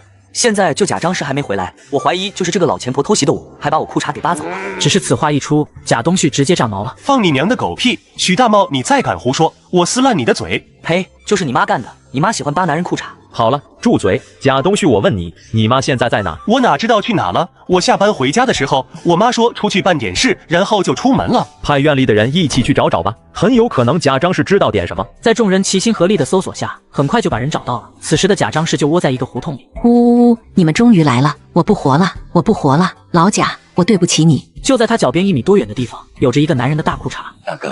那个贾张氏，这到底是咋回事啊？贾张氏，昨天晚上到底发生了什么？把话说明白再哭。许大茂他不是人，我出门买东西，在路上撞见他了。谁知道这个狗东西看到我就两眼放光，一路把我追到胡同里。他人高马大的，我不活了，老贾，我对不起你，把我带走吧。此话一出，全场鸦雀无声。李保家的嘴角更是抽了抽。许大茂把贾张氏给别了，怎么看着不像啊？好了，先别哭了。许大茂要是真犯了流氓罪，我们保卫科肯定不会轻饶他。起来吧，先回四合院。很快他们回到院子里，此时依然站满了吃瓜群众，大家都想看这出戏是怎么回事。李保家看了贾张氏一眼，然后吩咐手下的人去做笔录。就像我刚才说的那样，但最后我拼了老命抵抗，才没被许大茂得手。这该死的许大茂，你们一定要抓他起来。笔录已经做好了，你先好好休息，事情我们会调查清楚的。李保家见状，直接大手一挥，直接把许大茂带走了。何雨珠想了想，也跟着走了出去。好了，大家伙都散了吧，事情没敲定前，大家不要乱猜测。厂里的保卫科，李保家恭恭敬敬地听着何雨柱回忆他昨晚回家路上看到贾张氏鬼鬼祟祟的事情。此时坐立不安的许大茂时不时地偷看他们，生怕何雨柱借机报复他。何副主任，您放心，事情我们已经弄清楚了。何况许大茂是你们院里的，我知道该怎么做。好，那我大茂兄弟就交给你了，我有事先走。离开时，何雨柱冲许大茂笑了笑，这个笑让许大茂感受到了同为一个院里的邻居温暖。他感激地看着何雨柱，看来全院就何雨柱是真心对我好的，今后我定会好好报答他。保卫科的房间里传来了一阵阵狼哭鬼嚎，最后看到许大茂鼻青脸肿的样子离开了保卫科。他一直不明白为什么自己无罪释放还要挨揍一顿，他在想要不要回去问下何雨。